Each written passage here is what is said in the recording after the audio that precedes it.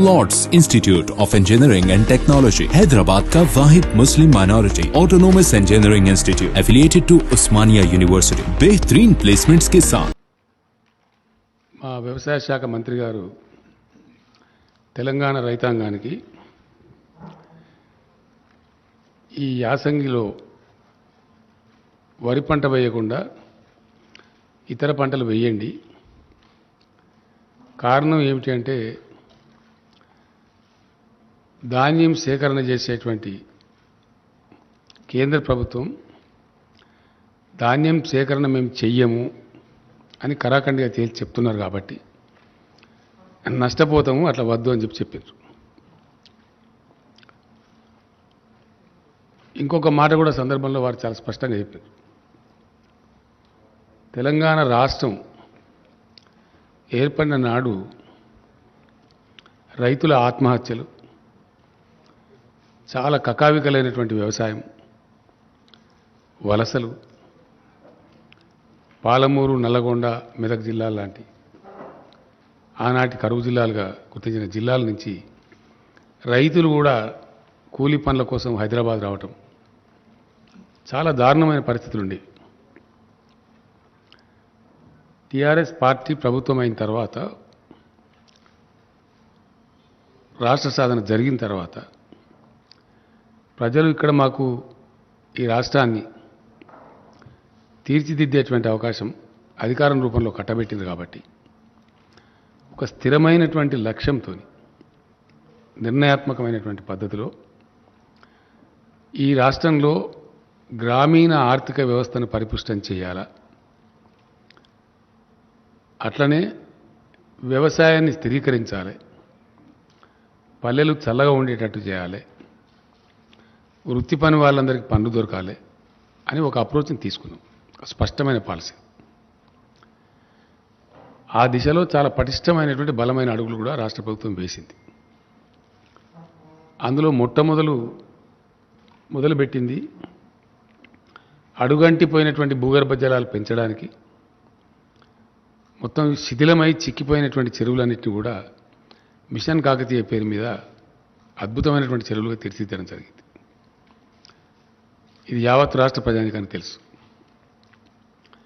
ఆ తదనంతరం చాలా అస్తవ్యస్తంగా, లోపభూయిష్టంగా, ఎప్పుడు వస్తుందో ఎప్పుడు పోతుందో తెలియనటువంటి కరెంటును పూర్తిగా సంస్కరించి అనేక పెట్టుబడులు పెట్టి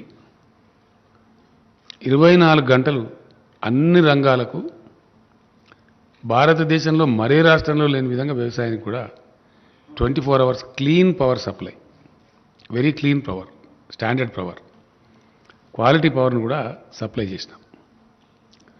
అది మాత్రమే సరిపోదు అనే ఆలోచనతో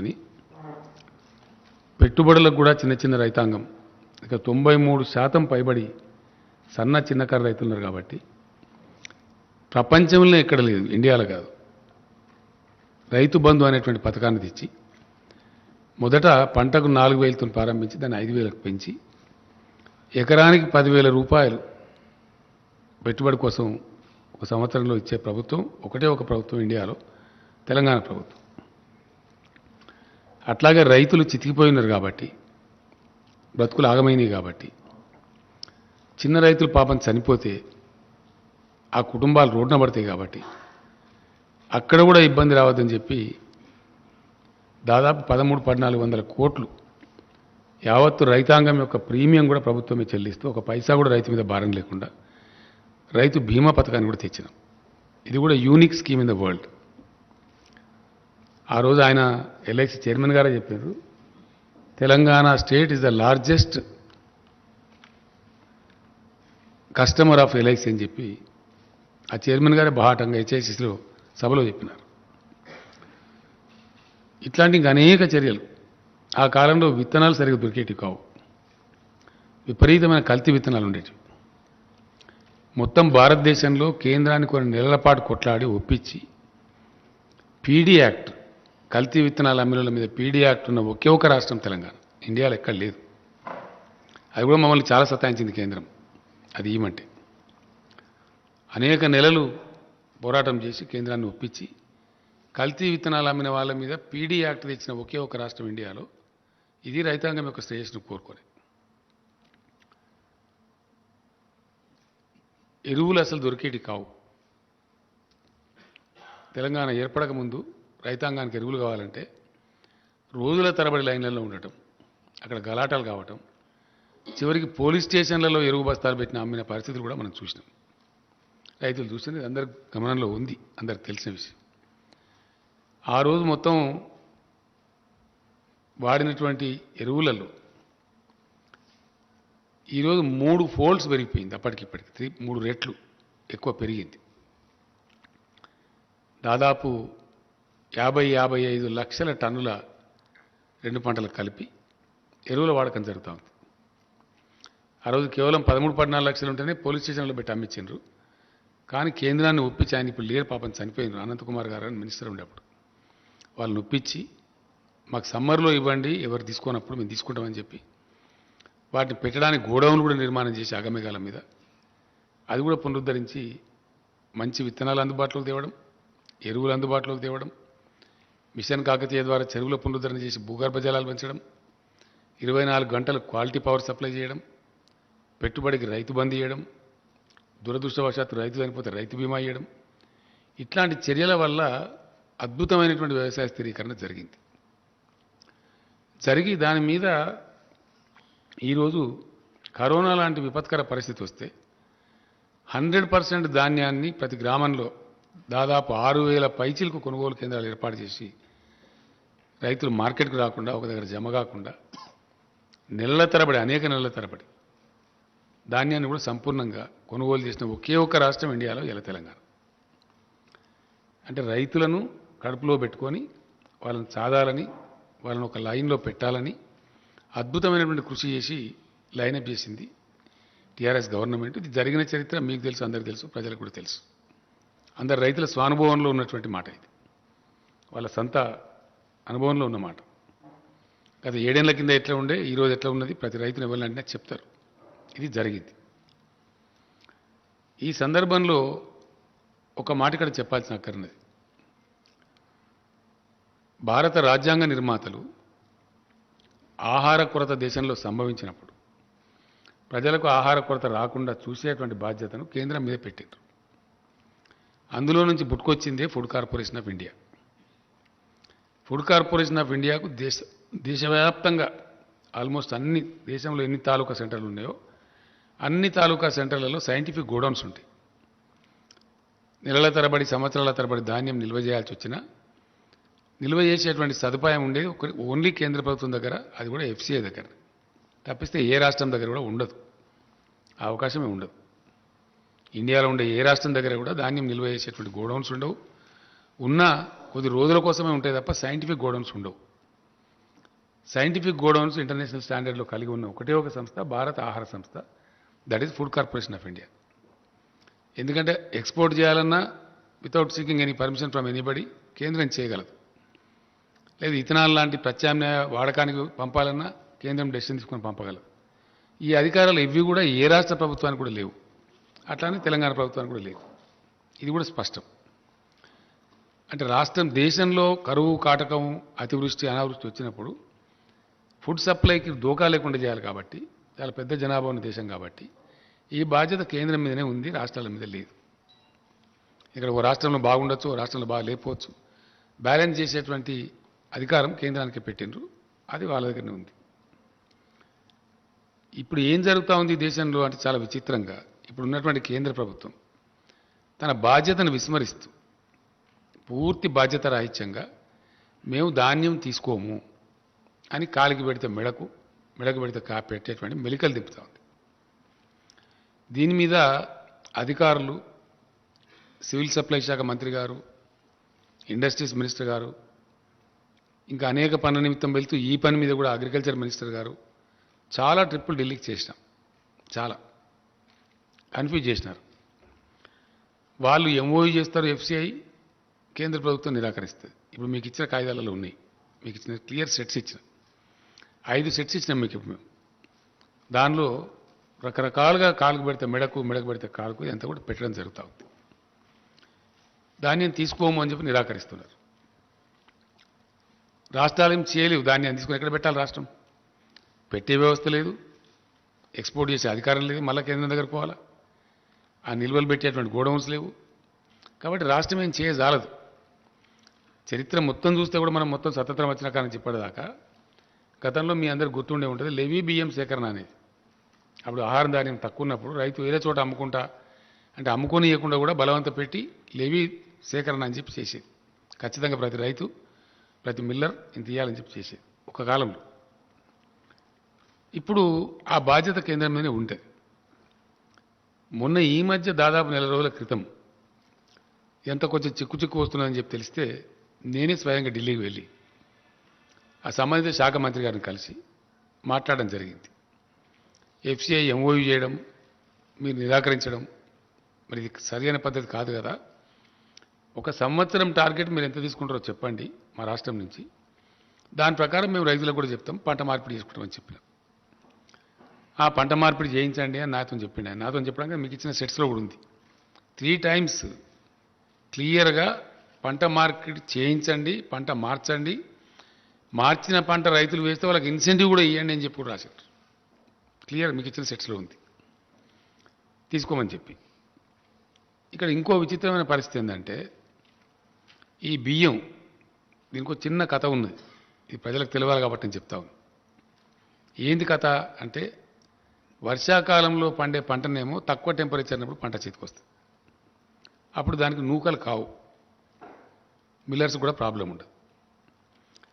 తెలంగాణ ప్రాంతంలో యాసంగిలో పండే పంట ఏదైతే ఉంటుందో అది ఫిబ్రవరి 20 తర్వాత ఫ్లవరింగ్ అంటే ఈంతేనే ధాన్యం వస్తుంది, లేకపోతే తాళైపోతుంది.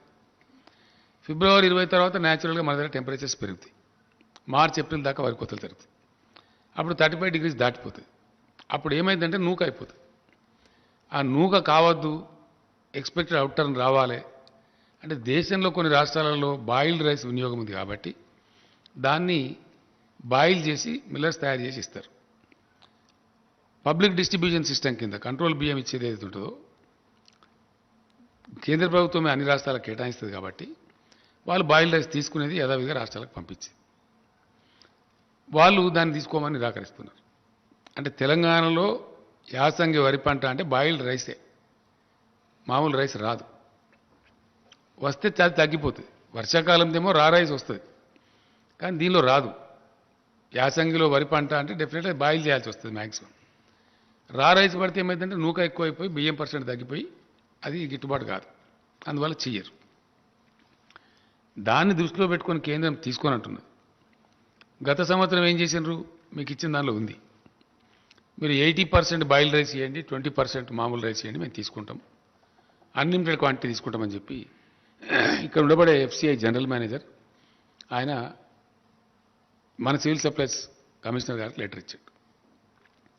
50 లక్షల టన్నుల బాయిల్ రైస్కు ఒప్పందం చేసి ఇచ్చారు. ఆ లెటర్ కూడా ఉంది, మీకు ఇచ్చిన దానిలో ఉంది. కానీ తీరా అయింది ఒక 24 లక్షల టన్నులు తీసుకొని మిగతాది మేము తీసుకోమని మెలకబెట్టారు. నేను మొన్న వెళ్ళినప్పుడు మీరు తీసుకోమంటే మరి ఇప్పుడు ఏం చేయాలా? ఆ ధాన్యం ఎటు పోవాలా? మాకేం వ్యవస్థ లేదు.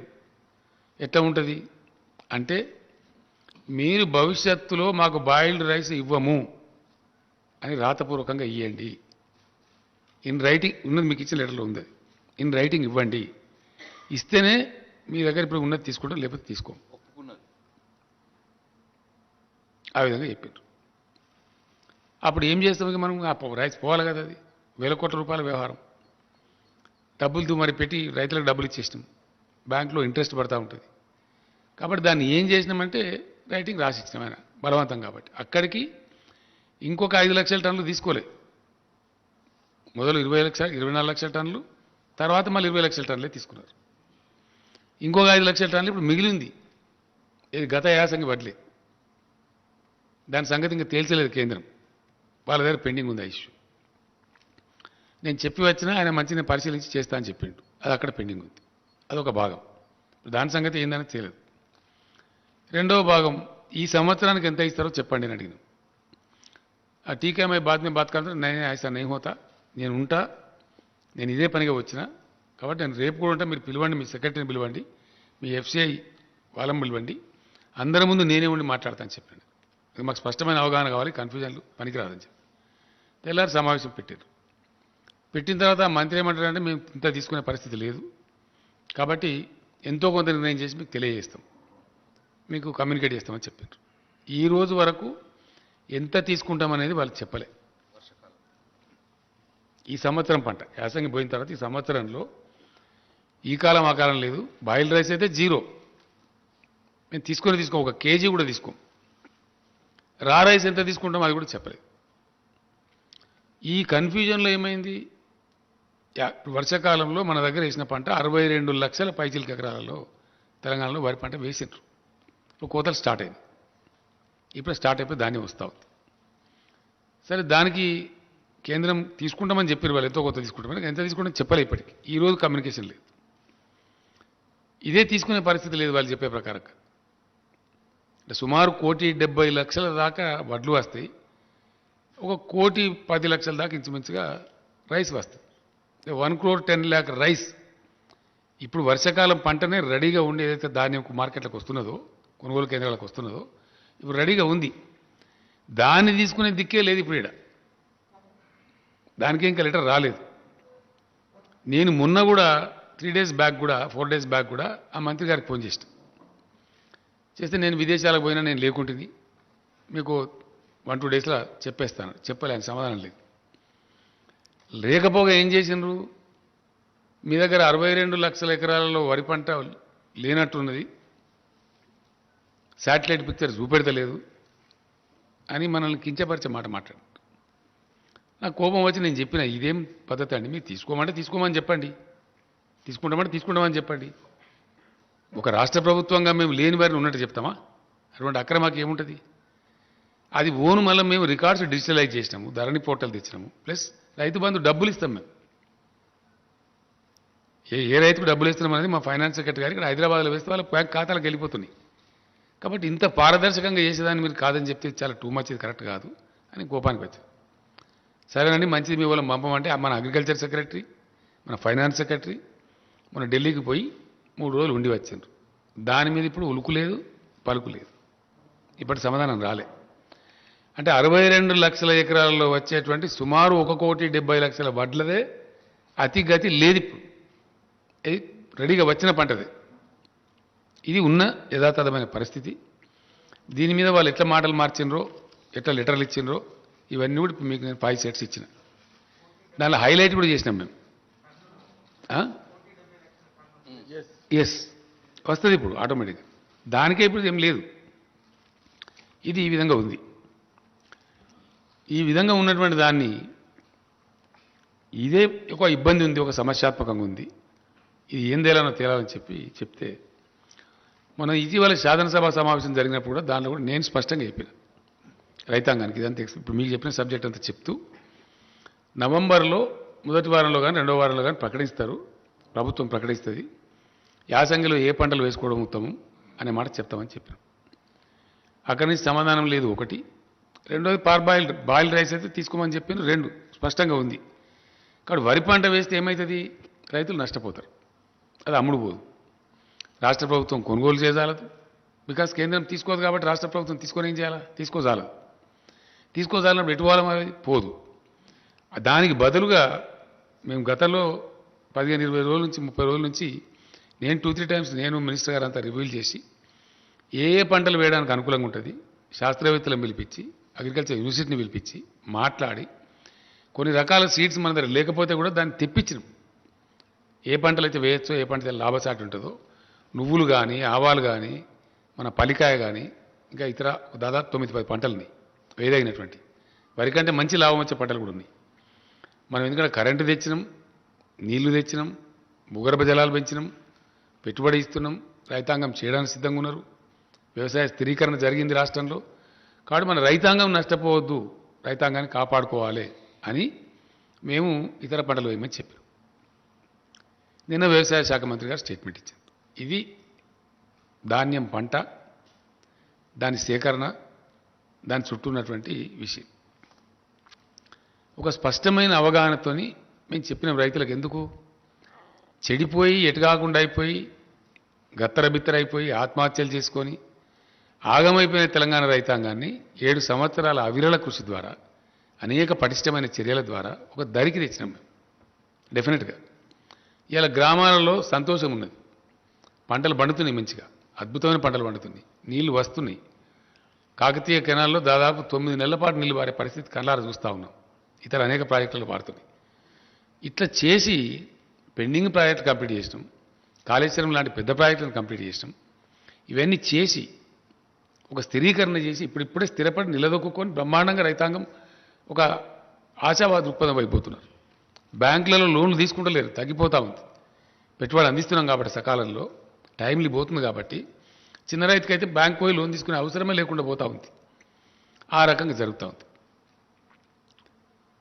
ఈ పరిస్థితి ఈ విధంగా ఉంటే నిన్న మంత్రి గారు స్టేట్మెంట్ ఇస్తే ఈ రాష్ట్ర బీజేపీ అధ్యక్షుడు, దేశాన్ని పరిపాలించేటువంటి బీజేపీ అధ్యక్షుడు చాలా బాధ్యతారహితంగా అసత్యమైనటువంటి విషయాన్ని, పచ్చి అబద్ధాన్ని ఆయన చెప్తున్నాడు.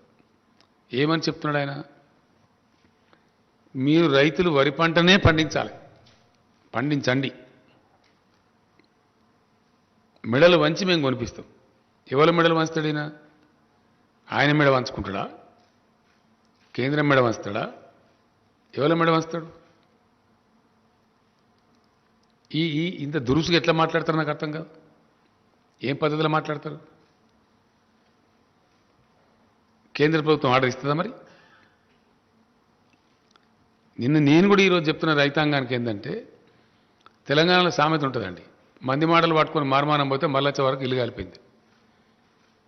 ఈ అడ్డదిడ్డం మాట్లాడి, బాధ్యత లేకుండా మాట్లాడి, అనధికారికంగా మాట్లాడి, ఢిల్లీ బీజేపీ ఏమో ఇది చెప్తుంది, ఈ లెటర్లు ఇస్తుంది బాజాప్తా అఫీషియల్గా గవర్నమెంట్ జరిగే కరస్పాండెన్స్లో లెటర్స్ ఇచ్చి మేము కొనము, బాయిల్డ్ రైస్ అయితే 1 కిలో కూడా తీసుకోము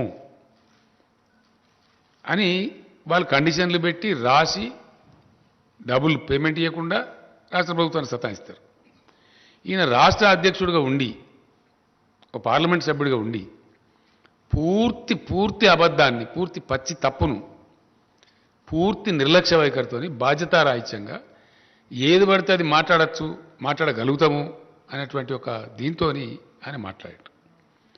అది పూర్తి తప్పు. ఆయనకు నెత్తి లేదు, నాకు కత్తి లేదు, ఆయనకేమి జిమ్మదారి లేదు, బాధ్యత లేదు. ఈ మాటలు చాలా మాట్లాడుతున్నాడు ఆయన చాలా రోజుల నుంచి. నేను కూడా క్షమిస్తూ వచ్చిన, నా స్థాయి మనిషి కాదు, చిన్నవాడు, పట్టించుకోలే. నా మీద వ్యక్తిగతంగా అడదిడంగా మాట్లాడినా పట్టించుకోలే. ఏనుగు పోతుంటే ఎన్నికలు మరుగుతాయని చెప్పి వదిలిపెట్టాం. కానీ మరీ టూ మచ్గా బాధ ఎక్కడ కలుగుతుంది?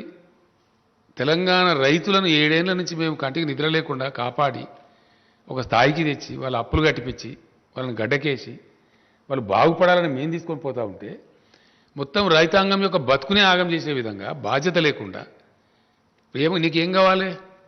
రైతులు ధాన్యం పండియాలి, నువ్వు ఢిల్లీలో తీసుకోవు, ఇక్కడ రోడ్ల మీద కూర్చొని ధర్నా చేయాలి, నీ రాజకీయ పబ్బం గడవాలి, అంతే కదా? దీని అనుకున్నది ఏంది? What is that we should understand. ఇలా నేను మాట్లాడాల్సిన అవసరం ఏమొచ్చింది ప్రత్యేకించి? నిన్న అతను స్టేట్మెంట్ ఇచ్చి ఒక కన్ఫ్యూజన్ క్రియేట్ చేసింది కాబట్టి డెఫినెట్లీ నేను రైతాంగానికి చెప్తా ఉన్నా, ఈ సొల్లు కబుర్లు నమ్మి, ఈ పనికి మాలిన మాటలు నమ్మి వరి పంట కనుక వేస్తే దెబ్బ తింటాము. ఇక తెలంగాణలో ఉండేటువంటి వాతావరణ పరిస్థితుల వల్ల యాసంగిలో వరి పంట మనకు క్షేమదాయకం కాదు. తీసుకునేటువంటి కేంద్రం చేతులు ఎత్తేస్తూ ఉంది, మేము తీసుకోమని నిరాకరిస్తూ ఉంది. కేంద్రం మొదటి నుంచి కూడా ఆనాటి నుంచి ఈనాటిదాకా రైతు వ్యతిరేకంగా పోతూ ఉంది. రైతు ప్రయోజనాలను కార్పొరేట్లకు అప్పచెప్తా ఉంది.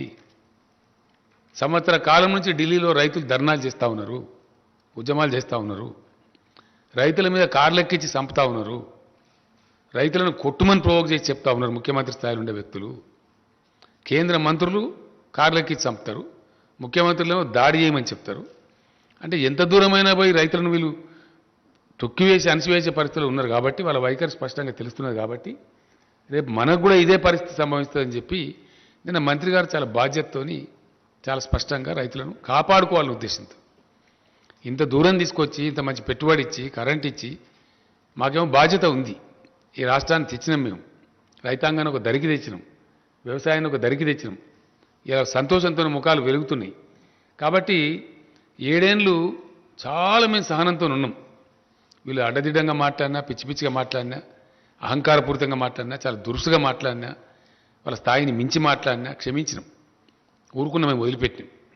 కానీ రైతాంగం జీవితంతోనే ఆడుకుంటాము మా చిల్లర రాజకీయాల కోసం.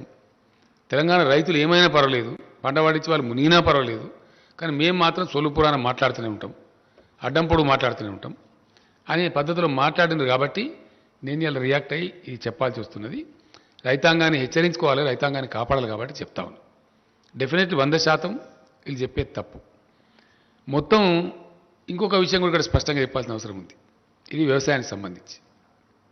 ఎస్, డెఫినెట్గా నేను రైతులకు మనవి చేస్తూ ఉన్నా. 7 ఏళ్ళు మిమ్మల్ని కాపాడింది ఎవరో మీకు తెలుసు, మీకు మంచి కరెంట్ ఇచ్చేది ఎవరో మీకు తెలుసు, ఎరువుల సప్లై ఎట్లా జరుగుతుందో మీకు తెలుసు, మీకు ఇలా ధాన్యం అక్కరపడ్డప్పుడు ఎట్లా కొనుగోలు చేసినామో మీకు తెలుసు. మీరు నష్టపోవద్దని, మీకు ఇబ్బంది కావద్దని, మీరు మునిగిపోవద్దని, అనవసరంగా కేంద్రం కొన్నటువంటి ధాన్యాన్ని పండించి దెబ్బతినవద్దని, మళ్ళా తెలంగాణ రైతులకు ఆ దుస్థితి రావద్దని మేము ఈ మాట చెప్పినాం. నిన్న మంత్రి గారు చెప్పిన మాట ఎందుకు చెప్పిండు ఆయన? అక్కడి నుంచి జవాబు లేదు. వర్షాకాలం పంటకే తీసుకురా తెలియదు. అయినా మేము కొనుగోలు కేంద్రాలు ప్రారంభించినాం.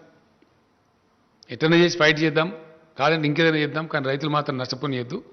ఈ వర్షాకాలంలో వండిన పంట కొననైతే కొందాం, తర్వాత చూద్దామని చెప్పి ధైర్యం చేసి మేము కొనుగోలు కేంద్రాలు స్టార్ట్ చేస్తాం.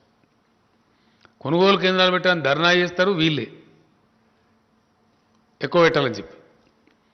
ఢిల్లీలో ధాన్యం కొనరు వీళ్ళే. మళ్ళీ ఇప్పుడు యాసంగిలో పంట ఏమని చెప్పి బాధ్యతారహితంగా చెప్తారు వీళ్ళే. అంటే ఏంది ఇది? దీన్ని ఎట్లా అర్థం చేసుకోవాలా? ఇది బాధ్యత కలిగిన ముచ్చటేనా మాట్లాడేది? ప్రతి విషయంలో కూడా ఇదే మోసం, ప్రతి మాటలో కూడా ఇదే ఒక అహంకారంతో కూడుకున్న ముచ్చట. చాలా చూసినాం ఇట్లా. పెట్రోల్ డీజిల్ ధరలున్నాయండి. పెట్రోల్ డీజిల్ ధరలు అద్భుతమైనటువంటి పద్ధతిలో అబద్ధం చెప్పింది కేంద్ర ప్రభుత్వం. ఎస్, 14లో వీళ్ళు అధికారానికి వచ్చిన నాడు క్రూడ్ ఆయిల్ ధర ఇంటర్నేషనల్ మార్కెట్లో $105.52 ఉంది, US డాలర్స్, $105.52. ఇవాళ క్రూడ్ ఆయిల్ ధర $83 ఉంది. బీజేపీ అధికారంలోకి వచ్చిన 2014 నుంచి నేటి వరకు ఏ ఒక్క సంవత్సరం కూడా 105ను మించి పోలే. $105 దాటలే ధర. మనందరికీ తెలిసి మనం వార్తలు చూసినాం. ఆయిల్ ప్రైజెస్ క్రాష్ అయిపోయి $30 పోయింది ఒకసారి, అయితే $30 పోయింది. బ్రెజిల్ దేశం దెబ్బతిన్నది, రష్యా ఎకానమీ దెబ్బతిన్నది, అవన్నీ కూడా మనం చూసినాం. అయినా వీళ్ళు అంతర్జాతీయ విపణిలో పెరిగింది అని అబద్ధం చెప్పి మోసం చేసి 2 మోసాలు చేసిండ్రు కేంద్ర ప్రభుత్వం. ఒకటి, పెరగని అంతర్జాతీయ ధరలు పెరిగినాయి అని అబద్ధం చెప్పిన ప్రజలకు, దేశానికి. నెంబర్ 1. నెంబర్ 2, పెంచే పద్ధతి వాస్తవానికి ఏంటంటే సుంకం పెంచాలి, అది పెంచకుండా దాన్ని సెస్ రూపంలో కన్వర్ట్ చేశారు రాష్ట్రాల వాటా ఎగ్గొట్టడానికి. ట్యాక్స్ రూపంలో కలెక్ట్ చేస్తే, ట్యాక్స్ పెంచి చేస్తేనేమో ఆటోమేటిక్గా డివైజ్ పూల్లోకి పోతుంది.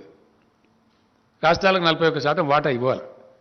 రాష్ట్రాల వాటా ఎగ్గొడుతూ, రాష్ట్రాల నోరు కొడుతూ దాని పేరు సెస్ కింద మార్చి సెస్ వసూలు మొదలుపెట్టారు. లక్షల కోట్ల రూపాయలు, అనేక లక్షల కోట్ల రూపాయలు. ఇలా ఏపీ చీఫ్ మినిస్టర్ గారు అయితే పేపర్లో ఒక అడ్వర్టైజ్మెంట్ ఇచ్చిండ్రు. చేసి ఏం చేసిండ్రు? భయంకరంగా పెంచేసిండ్రు. ఆ రోజు ₹77 పెట్రోల్ ధర ఉంటే $114.49 చేసిండ్రు. ₹77 నుంచి $114 చేసిండ్రు పెట్రోల్ ధర. డీజిల్ ధర ₹68 ఉంటే $107 చేసిండ్రు. ₹107.40 చేసి ఈ పెరుగుదల మీద వచ్చిన మొత్తం డబ్బు రాష్ట్రాల నోరుగొట్టి వాళ్ళే తీసేసుకున్నారు, సెస్ రూపంలో మార్చేసి, ట్యాక్స్ రూపంలో పెట్టకుండా. ఇటు రైతులకు, ప్రజలకు మోసం, ప్రజల మీద భారం వేయడం, అబద్ధాలు చెప్పి వేయడం, అంతర్జాతీయ మార్కెట్లో పెరగకపోయినా కానీ పెరిగిందని చెప్పడం, పచ్చి తప్పు, పచ్చి మోసం, ప్రజలను మోసగించడం. రెండవది, రాష్ట్రాల వాటా ఎగ్గొట్టడం సెస్ రూపంలోకి మార్చి. ఈ 2 పనులు చేసి పెంచి ఇప్పుడు ఏం జరిగింది? మన జరిగిన ఉప ఎన్నికలలో ప్రజలు తీవ్రంగా రియాక్ట్ అయ్యారు, కొట్టిండ్రు. ఇప్పుడు 4 రాష్ట్రాల ఎన్నికల్ని అక్కడి కోసం కంటి తుడుపు చర్య కింద, ఐవాష్ కింద ఒక ₹5 పెట్రోల్ మీద, డీజిల్ మీద ఎంత రూపాయలు తగ్గించి ఇదేదో మేము ఘనకార్యం చేసినాం. పెంచింది కొండంత, తగ్గించింది పిసరంత. కొండంత పెంచి పిసరంత తగ్గించి, ఇంకా ఈ గొప్పతనానికి మేము చేసిన గొప్పతనానికి, మేము చేసిన మోసానికి మీరు రాష్ట్రాలు కూడా తగ్గించండి. మేము ధర్నాలు చేస్తాం. ఎవరు ధర్నా చేయాలా? ధర్నా మీరు చేయన్నా, మేము చేయన్నా? నేను ఇప్పుడు డిమాండ్ చేస్తా ఉన్న కేంద్ర ప్రభుత్వాన్ని, ఈ రాష్ట్ర బీజేపీ, సెస్ విత్డ్రా చేసుకోండి మొత్తం. కమాన్ విత్ సెస్. 105 రూపాయలు దాటనే లేదు. ప్రజల మీద భారం వేయద్దంటే, మీకు ప్రజల మీద ప్రేమ ఉంటే డెఫినెట్గా మీరు 77 రూపాయలకి పెట్రోల్ ఇచ్చేయాలి. 2014 రేట్కి ఇవ్వచ్చు. పెరగలే, మీరు పెంచారు. ప్రజల మీద మీరు భారం వేశారు. సైమల్టేనియస్లీ రాష్ట్రం ఒక పైసా పెంచలే. ఆనాడు ఎంతుందో మేము అధికారంలోకి వచ్చినాడు వ్యాట్ మేము పెంచగలిగే ఒక వ్యాటే. వ్యాట్లో మేము ఒక నయా పైసా, రూపాయి కాదు నయా పైసా కూడా పెంచలే. పక్కనున్న ఏపీ అన్న కనీసం వాళ్ళు రోడ్డు సెస్ అని చెప్పి ఒక రూపాయి తీసుకుంటారు, కానీ మేము రూపాయి కాదు పైసా కూడా తీసుకోలేదు. ఒకటి మీరు పెంచిండ్రు, 2 మేము రాష్ట్రం పెంచలే. ఇలా మమ్మల్ని తగ్గించి మేము ఎట్లా మాట్లాడతావు? నువ్వు ఏ నైతికతతో మాట్లాడతావు? అంటే అడ్డం పొడువు ఇష్టం వచ్చినట్టు నోటికొచ్చినట్టు ఏదైనా సరే మాట్లాడచ్చు అని చెప్పి ఒక అహంకారంతో మాట్లాడుతూ ఉన్నారు. మితిమీరి అతిమీరి అడ్డదిడ్డంగా మాట్లాడుతూ ఉన్నారు. నేను ఇక్కడ ఒకటే మాట మనం చేసేది ఏంటంటే, నన్ను వ్యక్తిగతంగా నిందించినా నేను పడ్డా. ఇదే రాష్ట్ర బీజేపీ అధ్యక్షుడు చాలా చిల్లరగా, చాలా నీచంగా, చాలా దారుణంగా కేసీఆర్ను జైలుకు పంపిస్తాం, మా వ్యూహం మాకు ఉంది, మా జాతీయ అధ్యక్షుడు చెప్పిండు నాకు అని బహిరంగ ప్రకటనలు చేసిండు. అయినా మేము కేర్ చేయలే. ఏనుగోంగా ఎన్ని కుక్కలు మరుగుతాయి అనుకుని నన్ను జైలుకు పంపిస్తావాను? బలుపా? అహంకారమా? ఏం కన్ను నెత్తికొచ్చినాయా? ఎవరితో మాట్లాడుతున్నావు నువ్వు? ఇంత అహంకారం ఏంది నాకు అర్థం కాదు. తప్పులు చేసేది మీరు, ప్రజల మీద భారం వేసేది మీరు, రైతులను మోసం చేసేది మీరు, రైతులు పండించే ధాన్యాన్ని కొనంది మీరు. మీ అసమర్థతను, మీ తెలివి తక్కువతనాన్ని, మీకు పరిపాలించలేని శక్తి లేనితనాన్ని ఇలా రాష్ట్రాల మీద రుద్ది, రాష్ట్రాల ముఖ్యమంత్రులను జైలు పంపుతావాను? ముడతావా కేసీఆర్ను? ముట్టు చూడు బిడ్డ, టచ్ చేసి చూడు కేసీఆర్ను. కేసీఆర్ను జైలుకు పంపి నువ్వు ఇక్కడ బతికి బట్టగాడి తిరుగుతా అనుకుంటున్నావా? ఏమి మేము చేతులు ముడుచుకొని కూర్చున్నాం అనుకుంటున్నావా? ఇష్టం వచ్చినట్టు మాట్లాడచ్చునా? ఇష్టం వచ్చిన ప్రచారాలు చేయొచ్చునా? సోషల్ మీడియాలో ప్రచారం, బయట ప్రచారం అన్ని అబద్ధాలు. అన్నిటికన్నీ మేమేదో డబ్బులు ఇస్తే మేము డైవర్ట్ చేసినట్టు మాట్లాడడం. ఇచ్చిన డబ్బులు మిమ్మల్ని జాదే తెలంగాణ ఇయ్యాల. అది నేను చెప్తలేను, రిజర్వ్ బ్యాంక్ ఆఫ్ ఇండియా చెప్పింది. It's not my statement. Reserve bank of India best contributing స్టేట్స్లో the best contributing state is Telangana అని చెప్పింది. మేమిచ్చే డబ్బుల మీద మీరు నడుపుతారు ఢిల్లీ, మీరు ఇచ్చే డబ్బుల మీద మేము నడపలేము. మొత్తం మీద ఈ 7 ఏళ్లలో, గతించిన 7 ఏళ్ల కాలంలో రాష్ట్రానికి కేంద్రం నుంచి వచ్చిన సొమ్ము కేవలం 42,000 కోట్ల రూపాయలు. Only 42,000 crores. అది అన్ని రాష్ట్రాలకు వచ్చినట్టు మనకు వచ్చింది. మెయిన్గా దానిలో 2-3 స్కీమ్లే ఉంటాయి. ఒకటి నరేగా, రెండవది NRHM, national rural health machine, మూడవది సర్వశిక్షా అభియాన్ అని ఎడ్యుకేషన్. ఇంతకు మించి రావు డబ్బులు. ఒక్కరోజు కూడా ₹1 ఇయ్యలేదు. స్టేట్ రీఆర్గనైజేషన్ చట్టం ఏదైతే ఉందో ఆ చట్టం ప్రకారంగా 450 కోట్లు మనకు రావాలి. BRGF funds, backward region development funds ఎగ్గొట్టిండ్రు. అవి తీసుకొని రారు వీళ్ళు, అవి మాట్లాడరు, దాని గురించి మాట్లాడరు. మంత్రుల మీద, ముఖ్యమంత్రి మీద పెద్దంతరం చిన్నంతరం లేకుండా కళ్ళు నెత్తికెక్కి ఎంత పడితే అంత మాట్లాడి, మేము ఎందుకంటే రాష్ట్రం కొత్తగా తెచ్చుకున్నాం, ఎందుకు మనకు పెద్ద కేంద్రంతో అంత పెద్ద అప్ఫ్రంట్ కన్ఫ్రంటేషన్ ఎందుకు, ఒక పద్ధతిగా రాష్ట్రాన్ని సెటిల్ చేసుకుందామని మేము ఓపిక వహించి, సంయమనం వహించి, కేంద్రం సహకరించకున్నా 5 సంవత్సరాలు హైకోర్టు విభజన చేయలే.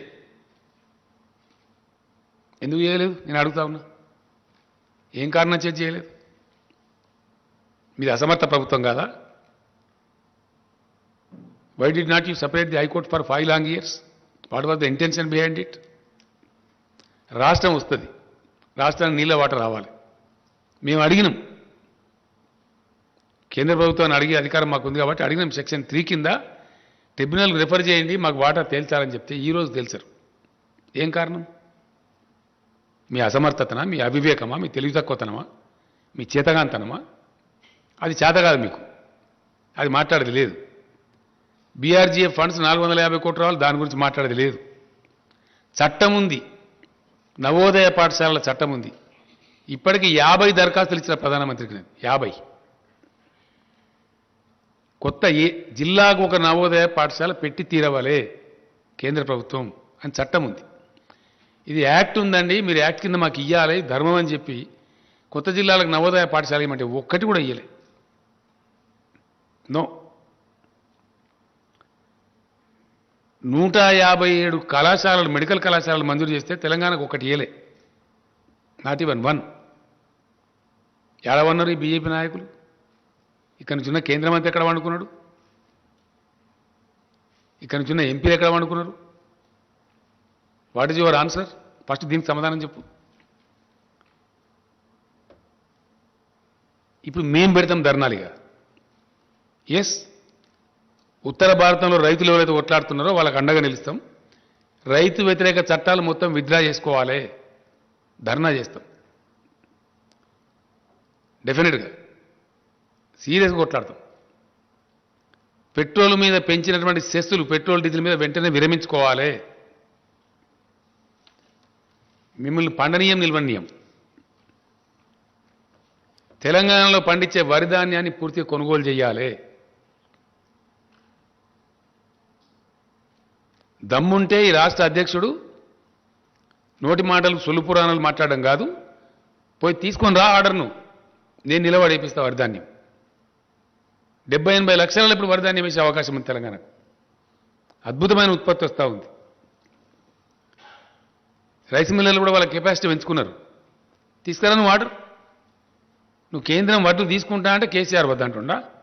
ఏం చెప్తున్నావు నువ్వు? ఎంత బాధ్యతారహితంగా మాట్లాడుతున్నావు? నువ్వు మాట్లాడవచ్చునా? అట్లా మాట్లాడి తిరుగుతా అనుకుంటున్నావు తెలంగాణలో? కేసీఆర్ బతుకుండగానే తెలంగాణ రైతులు నాగం చేస్తావా నీ సొల్లు పురాణంతో? చేయగలుగుతావా? దా, నువ్వు కొంటాను నిన్న మాట్లాడినావు కదా, మెడలు వంచుతాను. నీ మెడలు నేను వంచానా? మరి నీ మెడలు వంచులుగా ఇరుస్తాం డబ్బున ఒకళ్ళు రైతులు ధాన్యం తీసుకోకపోతే. తెస్తావా ఆర్డర్? నీ పార్టీ అధికారం ఉంది కదా ఢిల్లీలో, తీసుకొని రా. వారం లోపల తీసుకురా. అడ్డంపొడు మాట్లాడడం కాదు కదా, నీకు దమ్ముంటే. నిన్న రాత్రి కూడా మాట్లాడాను నేను. ఒకవైపునేమో పంటల మార్పిడి చేయించండి, వరిధాన్యం వేయించకండి అని రాతపూర్వకంగా ఇస్తారు, మీకు ఇచ్చిన సెట్లలో ఉంది, దయచేసి మీరు చూడండి అది. ఆన్ ద అదర్ హ్యాండ్ వరిధాన్యం వేయమంటావు నువ్వు అంటావు. ఢిల్లీ బీజేపీ వరిధాన్యం వేయొద్దంటది, ఇక్కడ సిల్లీ బీజేపీ వరిధాన్యం వేయాలంట. ఏది కరెక్టు? ఢిల్లీ బీజేపీ కరెక్టా, ఇక్కడ సిల్లీ బీజేపీ కరెక్టా? What is right? నేను మాట్లాడినా వ్యవసాయ శాఖ మంత్రి గారు, నేను కూర్చొని ఇది ఏం స్టేట్మెంట్ నాకు అర్థం కాదు, ఈ దరిద్రుడు ఇట్లా ఇచ్చాడు, ఇంకా బాధ్యత ఉందా, బరువు ఉందా, అసలు ఏం నాకు అర్థం కాదు తమాషా అని చెప్పి అడిగితే మాట్లాడితే నేను కేంద్ర మంత్రిని అడిగిన నిన్న, ఏమండి మరి నువ్వు నాకు స్వయంగా ఇట్లా చెప్పినావు, మార్చమని చెప్పినావు, నాతో రాయించుకున్నావు, బాయిల్డ్ రైస్ 1 కిలో కూడా ఇయ్యమని చెప్పి ఇంకో 5 లక్షలు నిధులను పెండింగ్ పెట్టుకున్నావు, ఈ సంవత్సరం టార్గెట్ ఇవ్వమంటే ఇస్తలేవు, ఇంకా తెలుస్తలేదు. మరి మీ అధ్యక్షుడు వరి మాత్రమే పండించండి, ఎట్లా కొనరో చూస్తాం, ఎవరు కొంటారు, నువ్వా నేను కొనేదని అడిగిన నేను ఐసా కైసా బోల్తే బోలే. ఇలా పేపర్లలో వస్తే తెప్పించుకొని చూడమని చెప్పింది. ఎలక్ట్రానిక్ మీడియాలో ఆల్రెడీ వచ్చింది, నువ్వు తెప్పించుకొని చూడు, పేపర్లు తెప్పించుకొని ఇలా మీ ఇంటెలిజెన్స్ ద్వారా తెప్పించుకోండి ఏం మాట్లాడిండో అని అడిగినాం. నేనేమంటున్నా అంటే నువ్వు తీసుకురా, ఆర్డర్ తీసుకురా, కేంద్రం కొంటా నేను వద్దంటున్నా. యాసంగిలో వరి పెట్టుకునే అవకాశం డిసెంబర్ ఎండింగ్ దాకా ఉంటుంది. నేను తెలంగాణ రైతాంగానికి ఒకటే మనవి చేస్తా ఉన్నా, డిసెంబర్ చివరి దాకా కూడా మనం వరి ధాన్యం పెట్టుకోవచ్చు. ఈ సిల్లీ బీజేపీ, దొంగ బీజేపీ ఆర్డర్ ఇస్తుందా? ఈ ఆర్డర్ తీసుకురా. 1.5 కోటి టన్నులు తీసుకుంటాం బాయిల్ రైస్ అని చెప్పి తీసుకురా. మొత్తం నేనే సీడ్ సప్లై చేయించి బ్రహ్మాండంగా నేనే పంట వేపిస్తాను నిలబడి. అన్ని జిల్లాల మంత్రులు ఎమ్మెల్యేలు నిలబడి బ్రహ్మాండంగా పొలాలు చేపిస్తాం, కావాల్సినంత పట్టేంత వాటర్ ఉన్నది, ఫుల్ పవర్ సప్లై చేస్తున్నాం, పెట్టుబడి ఇస్తున్నాం రైతాంగానికి, మేమే వేయిస్తాం వరి పంట. తీసుకురాను అంటే ఏమన్నట్టు ఇది బాధ్యతారహితంగా ఇష్టం వచ్చినట్టు సొల్లు పురాణం మాట్లాడుకుంటా అబద్ధాలు ప్రచారం చేసుకుంటా మేము ఇట్లా తిరుగుతామంటే ఇప్పటిదాకా చెల్లింది. But now you will face. వర్షాకాలం ధాన్యం తీసుకునేదాకా నిద్ర పోనీయం, యాసంగి పక్కకు పెట్టు. కేంద్ర ప్రభుత్వాన్ని నిద్ర పోనీయం, ఇక్కడ వీళ్ళని కూడా తిరగనీయం బజార్ మీద. మేం చేస్తాం ధర్నా. మీ ధర్నా సంగతి ఏందో మెడలు ఎవరి వంచాను, నీ వంచానా, నా వంచాను, ఎవరి వంచాను, ఏ ప్రభుత్వాన్ని వంచాను ప్రజల ముందు పెడతాం బజార్లో. చాలా ఇష్యూలున్నాయి, ఇంకా చాలా అనేకమైన ఇష్యూల్ని. ఇన్ని రోజులు ఎందుకన్నా మేము ఒక మర్యాదగా పద్ధతిగా కొత్త రాష్ట్రం కాబట్టి దీన్ని సెటిల్ చేసుకుందాం అని చెప్పినాం. అన్ని ఉల్టాపల్టా మాట్లాడతారు, ప్రతి విషయానికి ఉల్టాపల్టా మాట్లాడతారు, ప్రతి విషయానికి అబద్ధాలు చెప్పడం. మీకు చేత కాదు, మీరేం చేయలే. మేము కమిట్మెంట్ ఉన్నోళ్ళు, మీ రాష్ట్రం తెచ్చిన వాళ్ళు. ఎస్, మేము దళిత బంధు పథకం తెచ్చినాం. 100కు 100% దాన్ని అమలు చేస్తాం. మాకు చిత్తశుద్ధి ఉంది. It's our agenda. స్పష్టంగా చెప్పిన ఉప ఎన్నిక రాగానే దొంగ మాటలు మాట్లాడడం, అబద్ధాలు చెప్పడం, సోషల్ మీడియాలో ఇష్టం వచ్చినట్టు అవాకులు చెవాకులు పెరగడం, ఇష్టం వచ్చిన పద్ధతులు ఎవరు పడితే వాళ్ళను ఏది పడితే అది మాట్లాడడం, ప్రజలను తప్పుదారి పట్టేయడం. ఇన్ని రోజులు మీ ఆటలు చెల్లినాయి బిడ్డ. మీ నోటికొచ్చినట్టు కూస్తున్నారు కారుకూతలు. దళితుల కోసం గిరిజనుల కోసం పెట్టినటువంటి ఆట్రాసిటీ చట్టాన్ని పట్టుకొని ఒక విధవ లొటపీస్ చట్టం ఉంటాడు. ఎవరు లొటపీస్? చట్టాలు గౌరవం లేదు, కోర్టు గౌరవం లేదు, దళిత గిరిజన ప్రజలంటే భయం లేదు. మీకు ఏం తమాషా చేస్తున్నారా ఈ రాష్ట్రంలో? ఏమో మీ అరాచకమా? ఏం చేసింది మీరు? ఏ వర్గం ప్రజలు చేసినారు? మీ 7 ఏళ్ల పరిపాలన ఈ దేశానికి ఉరగబెట్టింది ఏంటి? ఒక్క మంచి పని ఉందా మీ కేంద్రం చేసిన, ప్రభుత్వం చేసిన మంచి పని? ఒక్కటి. మీరు దళితులకు చేసిండ్రా, గిరిజనులకు చేసిండ్రా, బీసీలకు చేసిండ్రా, రైతులకు చేసిండ్రా, నిరుద్యోగ యువకులకు చేసిండ్రా? ఒక్క మాట మీద నిలబడ్డరా? 15 లక్షలు ఇస్తామని ఇచ్చిండ్రా? 2 కోట్ల ఉద్యోగాలు ఇస్తామని ఇచ్చిండ్రా? Yes, I'm questioning. As a party president, as a chief minister, I'm questioning. ఏ మాట మీద నిలబడ్డారు మీరు? సందర్భం వచ్చినప్పుడల్లా భావోద్వేగాలు రెచ్చగొట్టడం. అయితే అంతర్జాతీయ సరిహద్దు భావోద్వేగాలు రెచ్చగొట్టాలి, లేకపోతే మతపరమైన భావోద్వేగాలు రెచ్చగొట్టాలి, ఓట్లు దండుకోవాలి. ఇదా రాజకీయం? ప్రజలతో చెలగాటమాడే పద్ధతి ఇదా? ఇలా మొత్తం నాశనం పట్టిన దేశాన్ని, దేశ జీడిపి మంట కలిసిపోయింది, ఫుడ్ సెక్యూరిటీలో నాశనం అయిపోయింది. నేపాల్ కన్నా, బంగ్లాదేశ్ కన్నా, పాకిస్తాన్ కన్నా తక్కువ ఉంటుందా ఇండియా జీడిపి? ఎవరి ఘనకార్యం ఇది? ఎవరి తప్పిది? మీకు చేతగాక, వ్యవహారం చేయరాక, అడ్డగోలు ట్యాక్సులు పెంచి ప్రజల మీద భారం పెంచుకుంటా, మొత్తం ప్రభుత్వ రంగ సంస్థలను ఊడబీకి ప్రైవేటైజ్ చేసి, ఎంత అద్భుతమైన సంస్థనండి ఎల్ఐసి లాంటి సంస్థను ఎందుకు ప్రైవేటీకరించాలా? కేంద్ర ప్రభుత్వానికి 30-40 లక్షల కోట్లు ఇస్తారు వాళ్ళు డబ్బులు. మీ బడ్జెట్లో భాగంగా ఉంటుంది అది. అటువంటి బ్రహ్మాండమైన సంస్థలను నిర్వీర్యం చేసుకుంటూ మీరా మాట్లాడే? ఎన్ని రకాల ఒత్తిడి పెడుతున్నారు రాష్ట్ర ప్రభుత్వాలను మీరు? ప్రతి బాయి కాడ, రైతు కాడ మీటర్ పెట్టమని చెప్తున్నారు. నేను రెసిస్ట్ చేస్తా ఉన్నాను, నేను పోరాటం చేస్తా ఉన్నాను 2 సంవత్సరాల నుంచి. ఎందుకు పెట్టాలో? మా రైతాంగాన్ని మేము ప్రీగించుకుంటాం, డబ్బులు మేము కట్టుకుంటాం, బిల్స్ మేము పే చేస్తామంటే కూడా నో పెట్టాలి. లేకపోతే ఆర్ఈసీ ద్వారా, పిఎఫ్సి ద్వారా మీకు వచ్చే రుణాలు బంద్ చేయిస్తాం అని బ్లాక్ మెయిల్ చేస్తారు. ఇవన్నీ వాస్తవాలు. ఇప్పుడు తగులుకుంటాం, ఇక మాట్లాడతాం. మీ చరిత్ర ఏందో, మా చరిత్ర ఏందో, ప్రజలకు మీరేం చేసినారో, మేమేం చేసినామో ఇప్పటిదాకా అలో చేసినాం మేము. బట్ నో, ఖచ్చితంగా కేంద్ర ప్రభుత్వం వెంబడబడతాం, ఇక్కడ ఉండే బీజేపీ వెంబడబడతాం. ఈ సమస్యలకు ఎవరు జవాబు చెప్పానో, ఎవరు బాధ్యత వహించానో, ఈ రైతుల ధాన్యం సంగతి ఏందో, మిగతా పెండింగ్ ఏమి ఇచ్చారండి? స్టేట్ రీఆర్గనైజేషన్ యాక్ట్లో ఉన్న కూడా ఇంప్లిమెంట్ చేస్తలేరు. ట్రైబల్ యూనివర్సిటీ ఇవ్వాలి, నో ఇవ్వం. బయ్యారం ఉక్కు ఫ్యాక్టరీ పెట్టాలి, నో ఇవ్వం. కోచ్ ఫ్యాక్టరీ పెట్టాలి, ఇవ్వం. ఒక్క పని ఒక్కడన్నుందా పని? ఈ సోకాల్డ్ బీజేపీ అధ్యక్షుడు కానీ, ఇంకోటి కానీ ఇప్పుడున్న కేంద్ర మంత్రి కానీ 10 రూపాయలు పనిచేసిండ్రా తెలంగాణకు? 10 రూపాయలు ఏ పని చేసిండ్రు మీరు? ఒక ఇరిగేషన్ ప్రాజెక్టుకి ఇచ్చిండ్రా? నీతి ఆయోగ్ చెప్పింది మిషన్ కాకతీయ మంచి ప్రోగ్రాం 24,000 కోట్లు ఇవ్వని. మిషన్ భగీరథ మంచి ప్రోగ్రాం ఈవెన్ నీతి ఆయోగ్ రికమెండ్ చేసింది. సింగిల్ నా యాప్ అయితే 24,000 కోట్లు కాదు, 24 రూపాయలు కూడా ఇవ్వాలి. మా నీటి వాడ వెళ్తారు, హైకోర్టు పెండింగ్లో పెడతారు, 5 ఏళ్ళు కొట్లాట తర్వాత ఇస్తారు, ఎస్ఆర్సీ యాక్ట్లో ఉన్నాయి తేల్చారు, ఉల్టా మళ్ళీ మీరే మాట్లాడతారా ఇక్కడ మెడల్ వంచుతారా? మీరు ఎవరు మాట్లాడతారు? మీ మెడల్ మీ మెడల్ ఇరుస్తాం బిడ్డ, జాగ్రత్త. ఒళ్ళు దగ్గర పెట్టుకొని మాట్లాడాలా? పిచ్చి కూతలు కూస్తే ఇన్ని రోజులు ఏదో క్షమించిన మిమ్మల్ని మేము వదిలిపెట్టినాం, మాకు చేతగాక కాదు, అడుగున మిమ్మల్ని తరిమి కొట్టగలుగుతాం. మాకున్న క్యాడర్కు, మాకున్న లెక్కకు, మాకున్న శక్తికి. Yes, we are very powerful party here డెఫినెట్గా. టుడే వీఆర్ 103 ఎమ్మెల్యేస్ ఉన్నాం. మా మిత్రపక్షం ఒక మజ్లిస్ పార్టీ ఉంది, 110 ఎమ్మెల్యేలు ఉన్నాం మేము 119లో. మమ్మల్ని ప్రజలు నామినేట్ చేసి వచ్చినాం మేము, మాకు ఎవడో ఢిల్లీకి వెళ్ళి నామినేట్ చేస్తే రాలే. We are nominated by the people of Telangana, by the farmers of Telangana. Now today, for the convenience of union government, I'm demanding the union food minister to declare the government of India policy.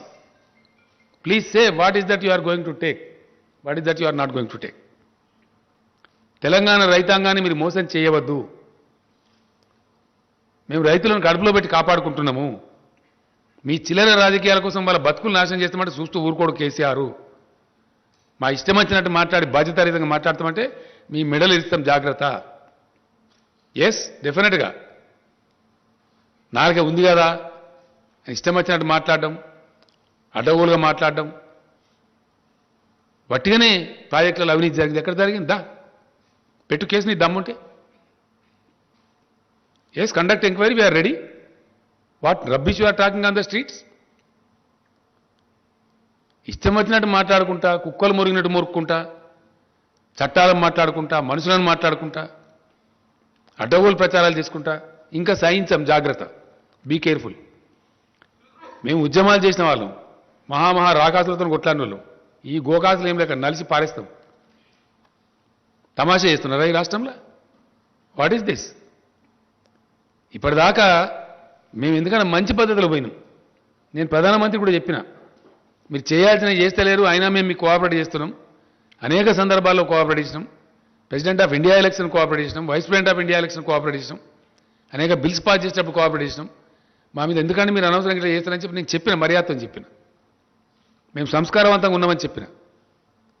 ఇంత కుసంస్కారుల్లాగా, హీనుల్లాగా దిగజారిపోయి, రాజకీయాలను దిగజార్చుకుంటూ, రాజకీయ విలువలు దిగజార్చుకుంటూ, ఇష్టం వచ్చిన పద్ధతిలో మాట్లాడుకుంటూ ఎవరిని మోసం చేస్తారండి? ఎన్ని రోజులు చేస్తారు? ఎంతకాలం చేస్తారు?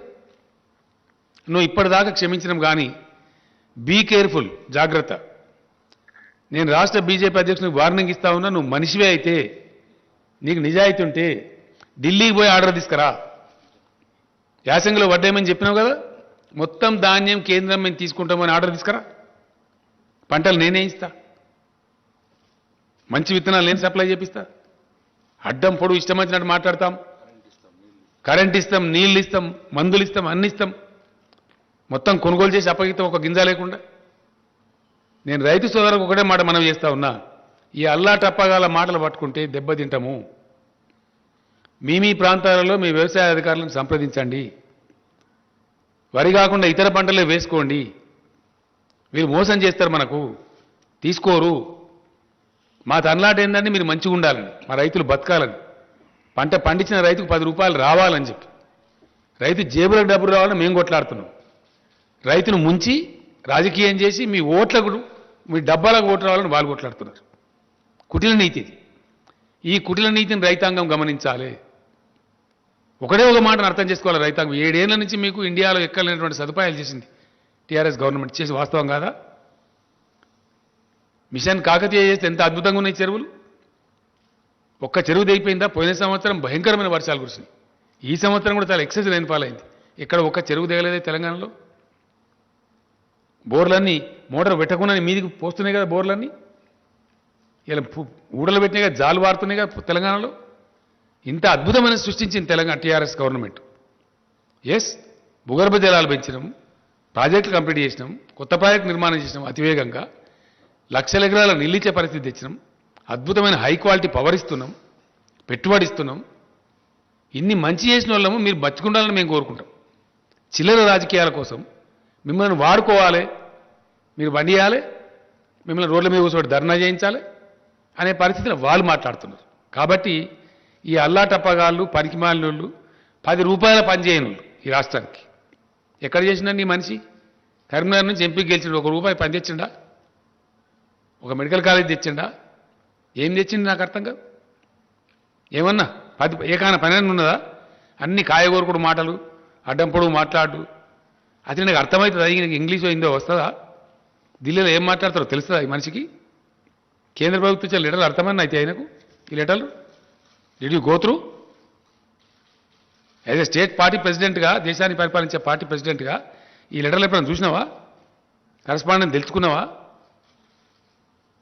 ఇది ఏం లేకుండా బాధ్యత రహితంగా పోయి ఇదే దుర్మార్గుడు మీరు పర్యావరణ అనుమతులు ఇద్దని లెటర్ రాస్తారు తెలంగాణ ప్రాజెక్టులో వీళ్ళ తెలంగాణ ప్రకాష్ జావడేకర్ మంత్రి ఉన్నప్పుడు ఆయన పోయి లెటర్ ఇచ్చిండు నాకు ఆయనే చెప్పిండు ఏమైనా మీ స్టేట్ ప్రెసిడెంట్ మాకు లెటర్ ఇచ్చిండని చెప్పి ఇదా తెలంగాణ కేసీఆర్ బతికున్నంత కాలం ఎట్టి పరిస్థితులలో దళిత బంధు స్కీమ్ కంప్లీట్ ఇంప్లిమెంట్ చేస్తాం ఏ పద్ధతిలో నేను చెప్పినో ఆ పద్ధతిలో ఇంప్లిమెంట్ చేస్తాం ఒక హుజురాబాద్ కాదు అంతటి ఇంప్లిమెంట్ చేస్తాం ఒక రాజకీయ పార్టీ అయిన తర్వాత ఎలక్షన్ గెలుస్తాం ఓడతాం మస్తు జరుగుతుంటాయి మన నాగార్జున సార్ కాన్స్టిట్యూన్సీలో ఇదే బీజేపీ చిత్తుగా డిపైడ్ పోయింది అప్పుడేం మాట్లాడతారు ఏదో పెద్ద ప్రళయం బద్దలైపోయినాడు హుజురాబాద్ ఓ ఎలక్షన్ వస్తుంది పీక్తుంది ఇష్యూ 119లో 110 ఎమ్మెల్యేల స్ట్రెంత్ ఉంది మాకు భోజనం జరుగుతూ ఉంటాయి బై ఎలక్షన్స్ అన్నప్పుడు గెలుస్తాము ఓడతాం అనేకం జరుగుతుండే మేము ఉత్తమ్ కుమార్ రెడ్డి పీసీసీ ప్రెసిడెంట్ ఉండే ఆడ గెలిచిన హుజూర్నగర్లో మేము అంటే మస్తు గెలుస్తాము చాలా సందర్భాలు జరుగుతూ ఉంటాయి దానికి ఎంతో పెద్ద తెలంగాణ మాకు ప్రజలు తీర్పు వ్యతిరేకం ఇచ్చినారు మరి 25-30 సీట్లు జరిగినాయి అన్ని వీక్నాయి మరి మీ బీజేపీ దేశంలో మీకు వ్యతిరేకం ఉన్నట్ట బీజేపీకి వ్యతిరేక తీర్పు వచ్చినట్ట దాన్ని ఎట్లా తీసుకోవాలి మరి ఉప ఎన్నికలను వచ్చినప్పుడు జరుగుతూ ఉంటాయి పరిణామాలు we don't care for that అనేక ఎన్నికలు కొట్లాడుతుంటాము ఇప్పుడు గెలుస్తాము ఓడుతాము నడుస్తుంటుంది అది పాలిటిక్స్ గోసాన్ అదేందో పెద్ద పీకినట్టు పడగొట్టినట్టు దానికి పెద్ద ప్రళయం బదలైనట్టు మీకు ఇక్కడ ఉన్న ఆర్గనైజేషన్ తోక 2018లో 107 సీట్లో డిపైడ్ అయిన పార్టీ 107 స్థానాలలో మేము 3/4 మెజార్టీతో గెలిచిన పార్టీ ఉద్యమం చేసి మేము రాష్ట్రాన్ని తెచ్చిన పార్టీ ఎస్ పబ్లిక్ రిప్రజెంటేటివ్స్ అతి ఎక్కువ కలిగి ఉన్న పార్టీ మేము ఇన్ని రోజులు మీరు మాట్లాడి కుక్కలు మరుగుతాయి పోనీ ఏనుగోంగ ఎన్ని కుక్కలు మరుగాయని క్షమించినాం మేము ఈ కానుంచి అడ్డదిడ్డంగా మాట్లాడినా పిచ్చి కూతలు కూసినా మిమ్మల్ని ఎన్ని రకాలుగా చట్టపరంగా చర్యలు తీసుకుంటాం రోడ్ల మీద నిలబెడతాం ప్రశ్నిస్తాం ఎవరి పట్ల పడితే వారి పట్ల అడ్డదిడ్డంగా మాట్లాడితే నాలుగేళ్ళు సీరేస్తాం జాగ్రత్త as it is my duty తప్పకుండా నేను తెలంగాణ సాధించిన వ్యక్తిని ఈ తెలంగాణను అద్భుతమైన ఒక శక్తి నిలబెట్టిన వ్యక్తిని నేను నాకు బాధ్యత ఉంది నాకు బరువు ఉంది ఈ తెలంగాణకు ఒక గమ్యం ఉంది లక్ష్యం ఉంది అక్కడ తీసుకెళ్తున్నాం మేము అన్ని వర్గాల ప్రజలను బాగు చేయడానికి తీసుకెళ్తున్నాం నేను ఇంకో మాట కూడా ఈ సందర్భంగా చెప్తా ఉన్నా దళిత బంధు మీద కూడా వీళ్ళు ఇష్టం వచ్చిన కామెంట్లు చేసినారు మీరు ఎక్కడ చేసినారా మీ జీవితంలో మీ బీజేపీ పరిపాలించే రాష్ట్రాలు ఎక్కడ ఉందా 2000 రూపాయల పెన్షన్ ఇచ్చే ముఖం ఉందా మీకు అసలు ఓ కళ్యాణ లక్ష్మి లాంటి స్కీమ్ ఉందా మీ బీజేపీ పాలిత రాష్ట్రాలలో ఉందా ఎక్కడ ఉందా ఏ ప్రజలకన్నా మీరు మంచి చేసిర్రా మీ 7 ఏళ్ల పరిపాలనలో ఎంతసేపు మత విద్వేషాలు రెచ్చగొట్టుడు బార్డర్ చూపించుడు పాకిస్తాన్ చూపించుడు చైనాను చూపించుడు ఆడ కూడా లెంకల పడ్డరు వాడు వచ్చి చైనా దంచుతుండు అరుణాచల్ ప్రదేశ్లో ఈ ఊళ్ళ కడుతుండు అక్కడ ఆడ శాత కాదు తోక ముడిచిరు అక్కడ వాటిగానే ఒకటి డ్రామా చేసి మత విద్వేషాలు రెచ్చగొట్టుడు కుల విద్వేషాలు రెచ్చగొట్టుడు పిచ్చి పిచ్చి కథలు చేసుడు పచ్చి అబద్ధాలు ప్రచారం చేసి పచ్చి అబద్ధాలు ఒక్కడన్నా నిజముందా పెరిగిందా క్రూడ్ ఆయిల్ ధర ఇంటర్నేషనల్ మార్కెట్లో పెరిగిందా చూపిస్తావా ఇంటర్నేషనల్ ప్రైస్ కదా అబద్ధం చెప్పలేం కదా ఇవ్వలేం కూడా పెరగకున్నా పెరిగిందని చెప్పలేదా మీరు ఎట్లా పెంచింది మీరు ట్యాక్స్లు ఎట్లేసిండ్రు పెంచింది మీరు ప్రజల మీద భారం మోపింది మీరు ప్రజల చేతుల మీకు శిక్ష తప్పదు we're demanding the government of India to withdraw all cesses on petrol and diesel immediately ఆటోమేటిక్గా 75 రూపాయలకు వస్తుంది మీరు పెంచి మీరు పిసరంతా తగ్గించి రూపాయలు పెంచి 31 రూపాయలు లీటర్కి పెంచి దానిలో రూపాయలు తక్కువ చేసి మేమేందో పీకి పడగొట్టినాం, మీరు కూడా తగ్గిస్తున్నారు, మేము ధర్నా చేస్తాం మీరు తగ్గిపోతే అని మాట్లాడతారు. 100% సెస్ రూపం పెట్టి మొత్తం వాళ్ళు కొట్టేయడం డబ్బులు.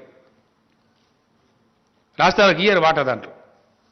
డివైజివ్ పూల్లో రాజ్యాంగబద్ధంగా ట్యాక్స్ రూపంలో వస్తే సెంట్రల్ ట్యాక్సెస్లో స్టేట్లకు షేర్ ఇవ్వాలి, 41% ఇవ్వాలి.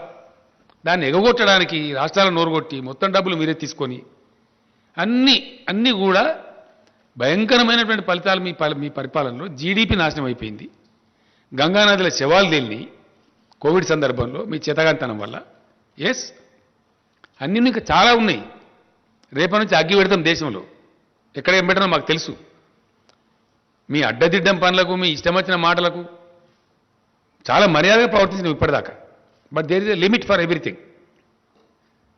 నేను ఎప్పుడు మాట్లాడలే, నాకు ఇంత మంట ఎందుకు మండుతుందంటే వ్యక్తిగతంగా నన్ను నిందించినా నేను మాట్లాడలే, పర్సనల్గా నా మీద పడ్డా నేను మాట్లాడలే, కుక్కలు మరుగుతలేకపోతే ఎవడు పడుచుకుంటారో మాట్లాడలే, కేర్ చేయలే.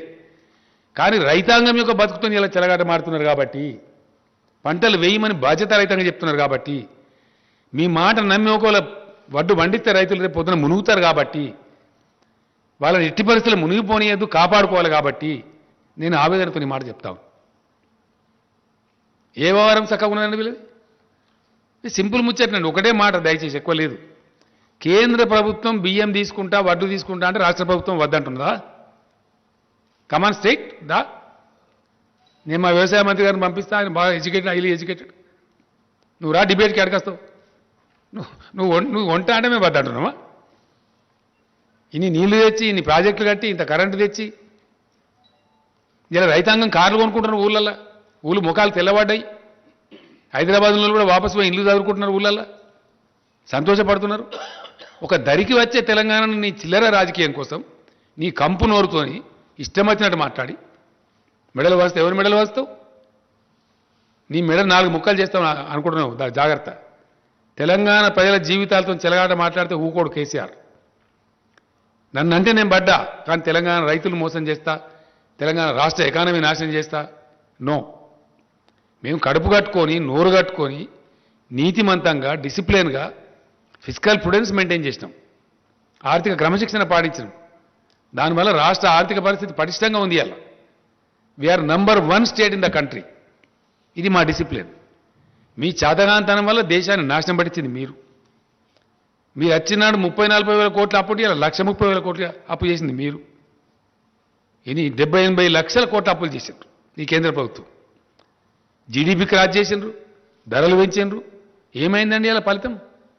మీరు పెంచిన పెట్రోల్ ధరల వల్ల ప్రతి ఒక్క వస్తువు బగ్గుమంటుంది. ఇలా అన్ని నిత్యావసర సరుకులు పెరిగినాయి, ప్రతి ఒక్కటి. ఎరువు బస్తా తీసుకొచ్చి రైతుకు అమ్మితే దాని మీద ట్రాన్స్పోర్ట్ ఛార్జ్ పెరిగిందని వాళ్ళు ధరలు వేస్తూ ఉన్నారు. పప్పుల ధరలు పెరిగినాయి, ఉప్పుల ధరలు పెరిగినాయి. పెరిగింది ఏదైనా ఉందా ఇవాళ? వాని ఇవ్వనేం అనే పరిస్థితి లేదు ప్రజలు. పెట్రోల్ ధర పెరిగింది సార్, మాకు ట్రాన్స్పోర్ట్ ఛార్జ్ పెరిగింది, మేము ఇస్తాం. ఒక్క పెట్రోల్ ధర కాదు, పెట్రోల్ ధర పెంచడం ద్వారా పేద ప్రజల యొక్క జేబులు దోపిడీ చేసి వాళ్ళ కొంపలు ఆర్చింది మీరు. అన్ని నిత్యావసర వర్కులు. అసలు వాస్తవ స్టోరీ ఇట్లుంటే మీరేందో పవిత్రులు అన్నట్టు, మేము చాలా గొప్పోలం అన్నట్టు, మా అంత సిపాయి లేరు అన్నట్టు అడ్డం పొడుగు మాట్లాడడం చాలా జాగ్రత్త. ఇప్పటిదాకా క్షమించినాం, ఇప్పటి నుంచి మాత్రం క్షమించాం. కేంద్ర మంత్రి కూడా కిషన్ రెడ్డి కూడా తప్పులు మాట్లాడుతున్న కిషన్ రెడ్డి గారు మంచిది కాదు నీకు. నేను కూడా పనిచేసిన కేంద్ర మంత్రిగా చాలా హుందా ఉండాలి, పెద్ద పదవి వచ్చిన అంత గౌరవంగా మాట్లాడాలి. ఈయన మన హుజురాబాద్ ఎలక్షన్లో పోయి కేసీఆరే బాధ్యుడు అని మాట్లాడుతుంది. అన్ని అబద్ధాలు, పచ్చి అబద్ధాలు. ఈయన అప్పుడు యూపీఏ గవర్నమెంట్లో మంత్రి ఉండే, అప్పుడు చేసిన దానివల్ల మేము ఇప్పుడు పెంచిన ధర అని మాట్లాడుతుంది. ఇదా ఉందా నీ దగ్గర లెక్కాచారం? చూపిస్తావా? వస్తావా? ప్రతి విషయాన్ని కూడా ఉన్నది లేనట్టు, లేనిది ఉన్నట్టు భ్రమలు కల్పించి పచ్చి అబద్ధాలు చెప్పి ప్రజలను మోసం చేస్తూ ఉన్నారు. వీళ్ళు ఏం మంచి చేయలేదు ఎవరికి కూడా. వీళ్ళు రైతాంగానికి బాగా చేసిండ్రా, గిరిజనులకు బాగా చేసిండ్రా, దళితులకు బాగా చేసిండ్రా, బీసీలకు చేసిండ్రా, నిరుద్యోగ సమస్య తీర్చి ఏం తీర్చినాడు ఈ పార్టీ వచ్చి? నాకు అర్థం కాదు. ఎవరు ఉద్ధరించిండ్రు? ఇంకా ఉల్టా రైతులను దొక్కేయండి, చంపేయండి. బీజేపీ కార్యకర్తల మీటింగ్లు పెట్టి హర్యానా ముఖ్యమంత్రి చెప్తాడు, మీరు జైలు కోవడానికి సిద్ధపడండి 1000 మంది. వెయ్యి మంది చొప్పున ముఠాలు తయారై రైతులను దాడి చేయండి. ఇదానే మీ పరిపాలన, మీ నీతి. రైతుల మీద కార్లు ఎక్కించి కేంద్ర మంత్రులు పోయి ఇదేనా నీతి? ఒక సంవత్సరం నుంచి చేస్తానే రైతులు ధర్నా అక్కడ. మీరు చేసిన దిక్కుమాల కార్పొరేట్ చేతిలో పెడతామంటే వద్దని చెప్పి మొత్తం మార్కెట్ కమిటీలు రద్దు చేస్తారు వీళ్ళు. రైతుల బతుకుని తీసుకుపోయి కార్పొరేట్ల చేతిలో పెడతారు వీళ్ళు. ఎస్, మీది అదే కదా ప్రయత్నం. మీది చెప్పడమేమో తేనె ఊసిన కత్తిలాగా రైతు ఎక్కడైనా నమ్ముకోవచ్చు. అమ్ముకుంటాడు అనండి. 3 ఎకరాల రైతు, 5 ఎకరాల రైతు కొంచెం కర్ణాటకలో తమిళనాడులో అమ్ముతాడా, ఢిల్లీలో కూడా అమ్ముతాడా? సాధ్యమయ్యే పనేనా? అంటే ఇరకబెట్టాలి రైతు. ఈ మోసం చేసి కార్పొరేట్ వాడింత ధర చెప్తే అంత ధరకు అమ్ముకోవాలి. ఆయన పొలంలో ఆయన జీతగానికి పనిచేయాలి. అగ్రికల్చర్ కార్పొరేటైజేషన్ కోసం చేసిన కుట్ర, భయంకరమైనటువంటి పద్ధతిలో జరుగుతున్న కుట్ర, అన్నిటినీ ఛేదిస్తామని బయట పెడతాం. ఎస్, డెఫినెట్గా రేపు పార్లమెంట్లో కూడా దద్దరిలో చేస్తాం. రాష్ట్ర హక్కుల కోసం కొట్లాడతాం. నీ ధాన్యం సంగతి కూడా పెడతాం రేపు పార్లమెంట్లో. ఇప్పుడు కూడా మేము పెడతాం డెఫినెట్గా. మా కోటా ఏందో నిర్ణయించమని చెప్పి జిల్లా కేంద్రాలలో ధర్నా చేస్తాం. 2600 రైతు కేంద్రాలలో ధర్నా చేస్తాం. అవసరం అనుకుంటే ఆల్ ఎమ్మెల్యేస్ పోయి ఢిల్లీలో ధర్నా చేస్తాం, ఇంక్లూడింగ్ చీఫ్ మినిస్టర్. మొత్తం తెలంగాణ క్యాబినెట్, తెలంగాణ ఎంపీలు, తెలంగాణ ఎమ్మెల్యేలు, ఎమ్మెల్సీలు అందరం కూడా పోయి, ప్రజాప్రతినిధులు, జడ్పీ చైర్మన్లు, స్థానిక సంస్థల చైర్మన్లు అందరం పోయి వేలాది మందిని పోయి వడ్లు కొనమని చెప్పి ధర్నా పెడతాం ఢిల్లీలో. ఇంకో నాటకం ఏంటంటే పంజాబ్లో మొత్తం ధాన్యం సేకరిస్తారండి. కంప్లీట్ 100% ధాన్యం సేకరిస్తారు. తెలంగాణ ధాన్యం ఎందుకు కొన్నారు నేను అడుగుతా ఉన్నా. మీ సమాధానం ఏంటి? ఫస్ట్ దానికి సమాధానం చెప్పు. నీ మెడల సంగతి, తోళల సంగతి అట్లా ఉండదు. పంజాబ్లో మొత్తం సేకరించి తెలంగాణ ధాన్యం ఎందుకు సేకరించరు? కారణం ఏంది? కేంద్ర ప్రభుత్వం రాష్ట్రానికి ఒక నీతి ఉంటుందా? కేంద్ర ప్రభుత్వానికి చిత్తశుద్ధి ఉంటే తెలంగాణలో కూడా మొత్తం ధాన్యం సేకరించాలి 100%. ఎందుకు సేకరించరు? తెలంగాణలో ప్రొడక్టివిటీ ఎక్కువ. దేశానికి అన్నం పెడుతుంది తెలంగాణ. ఇయ్యాల మీ కళ్ళు మండుతున్నాయి. తెలంగాణ రైతులు సంతోషపడితే మీ కడుపులు ఉడికిపోతున్నాయి. కాబట్టి పిచ్చి పిచ్చి ప్రలాపనలు మానుకొని జాగ్రత్తగా మాట్లాడాలా, జాగ్రత్తగా వ్యవహారం చేయాలా. రైతులు కూడా చూస్తాం, ఒక వారం రోజులు చూద్దాం. కేంద్ర ప్రభుత్వం ఒకవేళ ఆర్డర్ ఇస్తుందా ఇయ్యని మేము కూడా డిమాండ్ చేస్తా ఉన్నాం. అధికారులు మొన్ననే పోయి వచ్చారు. నిన్న రాత్రి కూడా నేను మాట్లాడినా. ఒక వారం చూద్దాం. డిసెంబర్ దాకా వేయచ్చు వారి. ఇప్పుడు తొందరపడేసే అవసరం లేదు. నిజంగానే కేంద్రం తీసుకుంటే సంతోషంగా వేద్దాం వారి. కానీ కేంద్రం తీసుకోదు. వాళ్ళు రాయించుకున్నారు మనతోని. No boiled rice from Telangana state అని మీకు ఇచ్చిన సీట్లలో ఉందండి. దయచేసి మీరు చూడండి. స్పెసిఫిక్ ఇచ్చిన కేటగిరీ. ఇంకా ఎఫ్సిఐ మేనేజర్కి ఒక దాంట్లో ఇచ్చిండ్రు, బ్యాక్ టు బ్యాక్ ఉంది ఒక దాంట్లో. ఒక సెంటెన్స్ నేను చదివి వినిపిస్తాను మీకు. ఎఫ్సిఐ ఇక్కడ లోకల్ మేనేజర్ గారికి బ్యాక్ టు బ్యాక్ ఉంది. అది మీదేందా కమలాకర్? అది కాదు, 80-20 ఒకటి ఉంది. అదంతా మోసం చేశారు. ఫైనల్గా చెప్పిన దాంట్లో ఇక ఇక్కడ ఉందండి, కృషి భవన్ ఇన్ న్యూఢిల్లీ మీకు ఇచ్చిన దానిలో ఉంది. దీనిలో బ్యాక్ పేజీలో ఏముంటుందంటే క్లియర్గా, the general manager Telangana region FCI with a request to take in writing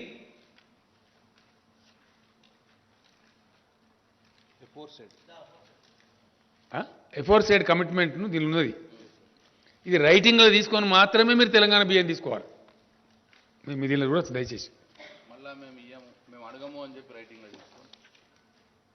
ఇదేమో ఇట్లా పెడతారు కండిషన్లు. ఇవి అధికారిక ఉత్తర్వులు, కృషి భవన్ నుంచి వచ్చే ఆర్డర్స్. ఇక్కడనో మీరు వరే వేయండి, మేము మెడల్ వంచితే ఎవరి మెడల్ వంచాలా? ఈ ఆర్డర్ ఇచ్చిన మెడల్ వంచానా? నీ మెడల్ వంచానా? ఎవరి మెడల్ వంచాలా?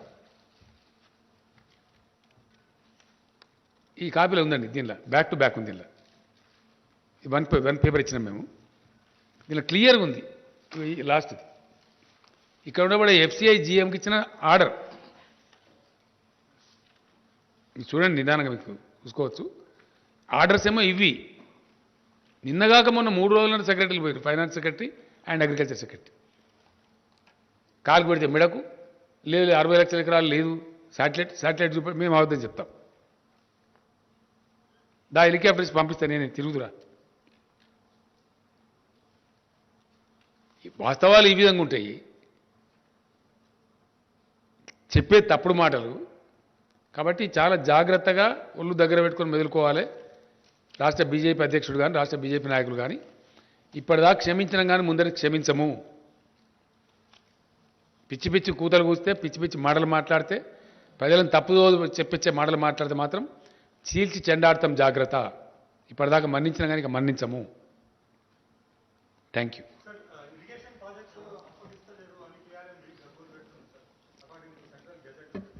అదో కేఆర్ఎంబి తోక. ఏమి కేఆర్ఎంబి? నీకు ఏమైనా ఇంట్రెస్ట్ ఉందా బాగా Rahul? Are you supporting KRMB? Are you welcoming KRMB? Gazette నిజమే. గజెట్ ఏం gazette? Gazette same centre. Why they are not referring this to C3 section 3 కింద? Why are you not writing an article as a Telangana బిడ్డ? Please write. Why the government is not able to deliver? ఏం అసమర్థత కేంద్ర ప్రభుత్వానికి? Is it not an inefficient government not to refer the matter to the tribunal? కొత్త రాష్ట్రం ఏర్పడితే రాష్ట్రాన్ని నీళ్ళు రావద్దా? కేఆర్ఎంబి జిఆర్ఎంబి ఓ డ్రామానా? దొంగ డ్రామా. దమ్ముంటే కేంద్ర ప్రభుత్వానికి మొన్న నేను పోయి 3 నెలల కింద పోయినప్పుడు ఆ మంత్రిని అడిగిన నేను, ఏమైనా ఎందుకు చేయరా అసలు మీ కథ ఏందని? మీరు సుప్రీంకోర్టులో కేసు చేసిన సార్ విడ్రా చేసుకోమని. విడ్రా చేసుకున్నాం. Now I'm demanding mister Gajendra Singh Shekhawat, నువ్వు నాకు ఇచ్చిన మాట ప్రకారం నువ్వు నిజాయితీ ఉంటే ఇమీడియట్లీ రెఫర్ టు ట్రిబ్యునల్. మాకు తేల్చండి, తెలంగాణ నీటివాడ తేల్చండి, మాకు ఎంత వస్తే అంత వస్తుంది. మీకు ట్రిబ్యునల్కి రెఫర్ చేయడానికి 7 ఏళ్ళ కేంద్ర ప్రభుత్వానికి. First tell me that. What is your answer? What the state president is doing? What the union minister here is doing? ఇక్కడ గెలవాలి, ఓట్లు కావాలి. తెలంగాణ నీళ్ళు వద్దా మరి? ఎందుకో మాట్లాడరు, అడ్డం పొడుగు మాట్లాడతారు ఇక్కడ.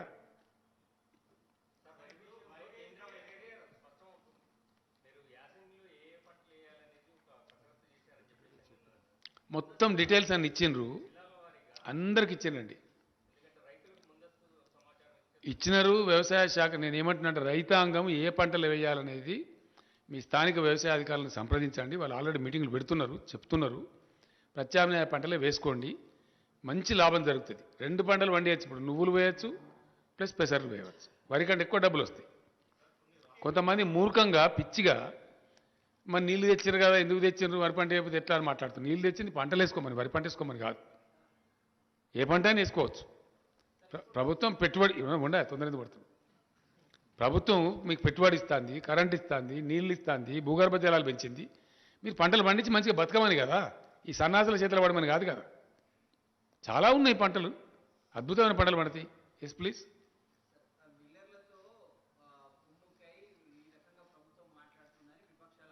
ఏ విపక్షమా? ఎవడెవడు తలకాలేనోడు? ఎవడు వాడు? ఒకటేందే నీ ఒకటే కరెక్ట్ కాదు. ఒకటి చెప్పు ఫస్ట్. నువ్వు చెప్పా. ఏ విపక్షమో చెప్పు. ఏ విపక్షమయా? నువ్వు ప్లీజ్ బీ పేషెంట్. ఏ విపక్షమో చెప్పు. నువ్వు వాడు తలకాయ ఉన్నాడా, తోకున్నాడా, మంచిగా గాడిదా? గాడిదా నాకేం తెలుసు? నాకు తెలియదు. నువ్వు చెప్పు ఏ విపక్షమో. మళ్ళీ ఇంకో ప్రశ్న ఇచ్చిపెట్టా. ఈ ప్రశ్న చెప్పు. ఆగ్రో ఇండస్ట్రీస్ కాదు, ఫుడ్ ప్రాసెసింగ్ ఇండస్ట్రీ. అది నీ బుడముండ వాదన, తలా తోకలేని వాదన. ఎవడా మాట్లాడినది నాకు అర్థం కాదు. నిపుణులు ఎవడా నిపుణుడు నాకు అర్థం కాదు. ఎవడవాడు తీసుకురాపో. అట్లే అంటారు మరి. ఎట్లా అంటారు? నువ్వెట్లా అంటారు? నువ్వు మరి ఫుడ్ ప్రాసెసింగ్ ఇండస్ట్రీ రావాలా? దానికి 2-3 ఏళ్ళు పడుతుంది, 4 ఏళ్ళు పడుతుంది. పట్టదా? నీకు కూడా ఉండాలి కదా జ్ఞానం.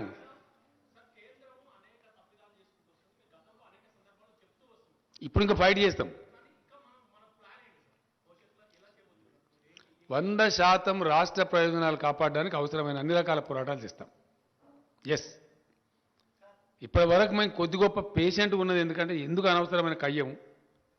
కొత్త రాష్ట్రం, దీన్ని మంచిగా కొంచెం ఒక సెట్ చేసుకుందాం. పెట్టిన ఇప్పుడు సెట్ చేసుకున్నాం. ఆర్థికంగా నంబర్ 1 ఉన్నాం, పంటలు పండించేదానిలో నంబర్ 1 ఉన్నాం, పర్ క్యాపిటా పవర్ యూజ్లో నంబర్ 1 ఉన్నాం, ధాన్యం సేకరించేదానిలో నంబర్ 1 ఉన్నాం, సంక్షేమ రంగంలో నంబర్ 1 ఉన్నాం, దళిత బంధు లాంటి అద్భుతమైన విప్లవాత్మక పథకాలు తెచ్చిన దానిలో నంబర్ 1 ఉన్నాం. కళ్ళు మండుతున్నాయి, గజ్జున వణుకుతున్నారు. బీజేపీ ఎమ్మెల్యేల డిమాండ్ చేస్తారు కదండి. రాయచూరు ఎమ్మెల్యే కర్ణాటక మంత్రిని కూర్చోబెట్టి తెలంగాణ పథకాలు మాకు అమలు చేయండి లేదా మమ్మల్ని తెలంగాణలో కలపండి అంటున్నారు ముఖం మీద ఉమ్మేసి సిగ్గుండాల అధికార మహారాష్ట్రలో బీజేపీ గవర్నమెంట్ ఉన్నప్పుడే అక్కడి నుంచి వచ్చి మమ్మల్ని తెలంగాణ కలపాలని తీర్మానాలు చేసిన గ్రామ పంచాయతీలలో నేనేమంటున్నా తర్వాత బ్రదర్ అది నేను రేపు మాట్లాడతా మీకు రేపటి నుంచి రోజు విందే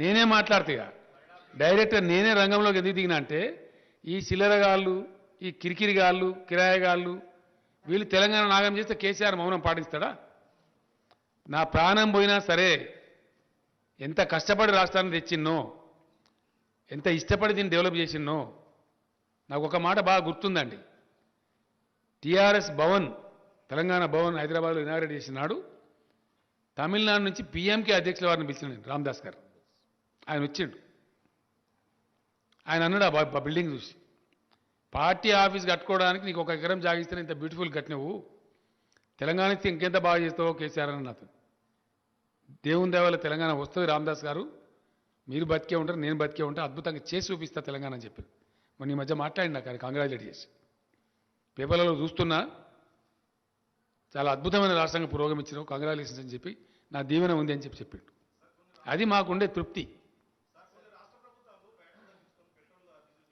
మేము తగ్గించామండి క్వశ్చన్ డజన్ నాట్ మేము పెంచలే కదా మేము పెంచితే కదా తగ్గించేది మేము ఒక నయా పైసా పెంచలేదు బ్యాట్ పెంచలే అది ట్యాక్స్ కదనండి మేము అవదని చెప్పడానికి ఉండదు కదా పెంచితే రికార్డులు వస్తుంది కదా టీఆర్ఎస్ ప్రభుత్వం ఏర్పడిన నాటి నుంచి ఒక నయా పైసా వ్యాట్ మేము పెంచలేదు మమ్మల్ని తగ్గించమని ఎవడంటాడండి సన్నాసి గాడు ఏ సన్నాసి పెంచిండో వాళ్ళు దించును మీరు పెంచిన వాళ్ళు తగ్గించాలా మేమేం తగ్గించాలా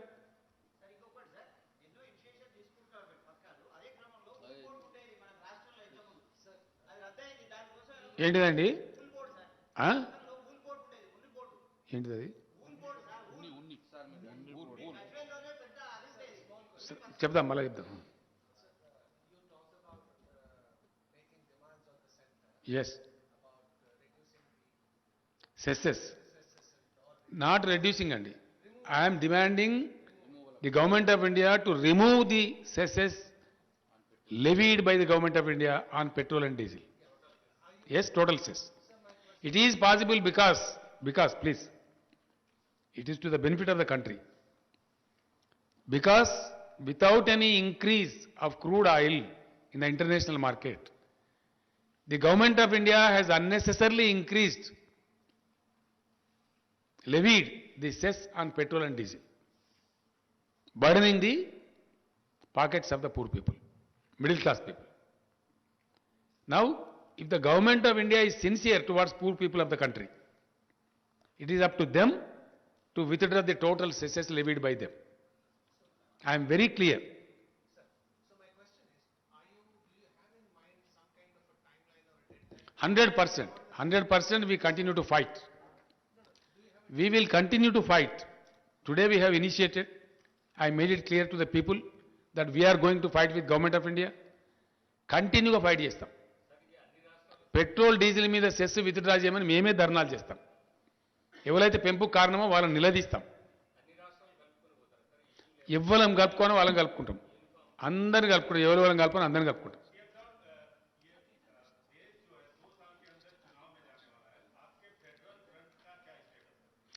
अभी हमने कुछ सोचा नहीं है उस बारे में. हमारे राज्य में जो हो रहा है, यहाँ के भाजपा के लोग जो उल्टा सीधे बातें कर रहे हैं, उनको लगाम लगाना मेरा काम है. मैं इस राज्य को लाने वाला हूं, पाने वाला हूं, हासिल करने वाला हूं और इस राज्य को अच्छा बनाने वाला हूं, बना दिया हूं. ये मैं नहीं कह रहा हूं, ये किताब मैं खुद नहीं दे रहा हूं, रिजर्व बैंक ऑफ इंडिया दिया है. केंद्र सरकार खुद कईयों मुद्दों पर बात करते हुए पार्लियामेंट के अंदर कहा है, पार्लियामेंट में हर घर को पानी देने वाला, टैप दे के देने वाला कोई राज्य हिंदुस्तान में है, वो सिर्फ तेलंगाना है.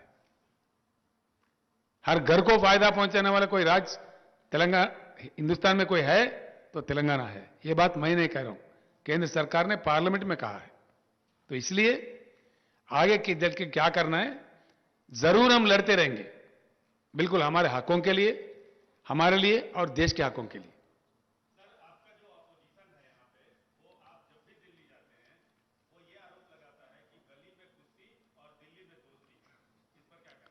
देखा ऐसा है, ये बहुत कमीने लोगों की बात है, नालायक लोगों की बात है। मैं एक मुख्यमंत्री हूं, एक राज्य चलाता हूं। I hold a constitutional position of Chief Minister post. I should maintain the constitutional relation with the Government of India as far as the constitutional matters are concerned. जब कोरोना की बात आई, केंद्र और राज्य सरकार मिलकर काम करते, कहीं अन्य बात आई मिलकर काम करते। सरकार का काम करने का ढंग जो नहीं जानता, जो जिंदगी में कभी कोई मंत्री नहीं बना, नालायक ना समझ लोग हैं, उनका बात है। Thank you. हाँ,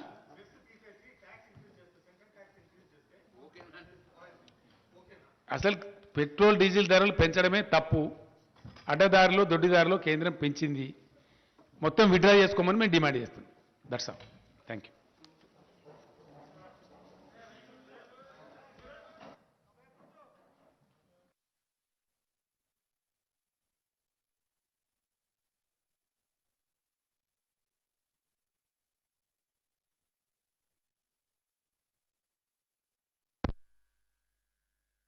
मीठे के बगैर खुशियां तो वैसे ही फीकी लगती हैं। बांटे खुशियां बेकवेल केक हाउस के खुशनुमा और ताजा तरीन ड्राई फ्रूट से बने चौबे की पूरी और शाही चावल की खीर के साथ। जी हाँ, शहर हैदराबाद में पहली मर्तबा बेकवेल केक हाउस की शानदार पेशकश। नंबर 1 क्वालिटी की जाफरान, बादाम, पिस्ता और भी कई ड्राई फ्रूट्स के मेल जोल में तैयार की गई चौबे की पूरी और शाही चावल की खीर, जो खाए एक बार वो खाना चाहे बार बार, क्योंकि हम रखते हैं आपकी खुशियों का ख्याल। स्विगी और जोमेटो से भी हासिल कर सकते हैं। बेकवेल केक हाउस, टोली चौकी, एक्स रोड, हैदराबाद। पुरकशिश शख्सियत के लिए लिबास और बेहतरीन लिबास के लिए सिर्फ और सिर्फ Noorani Libas, a complete wedding and party wear collection. शादी ब्याह हो या ईद की शॉपिंग हो या दीगर तकारीब, तो आपके बेहतरीन पसंद नूरानी लिबास, sherwani, sadri, kurta pyjama, Pathani suits, denim kurta pyjama, Arabic top, men's and kids wear, textiles and readymade stitching. हमारे यहाँ डिजाइन ऑर्डर पर भी तैयार किए जाते हैं। Address Adams colony, Toli Chowki. Our branch podium mall, Toli Chowki and Malakpet, Hyderabad. New sun city developers की एक और पेशकश। जहांगीरपीर दरगाह की दामन में आबादी के बीचों बीच तमाम सहूलतों से आरास्ता, एयरपोर्ट से सिर्फ 20 मिनट ड्राइव पर LB प्रसाद आई हॉस्पिटल और नाटको फार्मा के करीब commercial and residential plots, 121 square yards plots, easy installment, ग्राम panchayat approve layout, conversion land, 100% vastu, spot registration, clear title, 10 year security, water, electricity, 25 से 30 feet road, school, transport facility, gated community. घर बनता है इरादों से और आपकी इरादों को पूरा करे न्यू सन सिटी डेवलपर्स। तो जल्दी आइए और अपना प्लॉट बुक करवाइए। New sun city developers, opposite choice function hall, Chandrayangutta, Bandlaguda, Hyderabad. Contact number 9848187780 और 6303710882।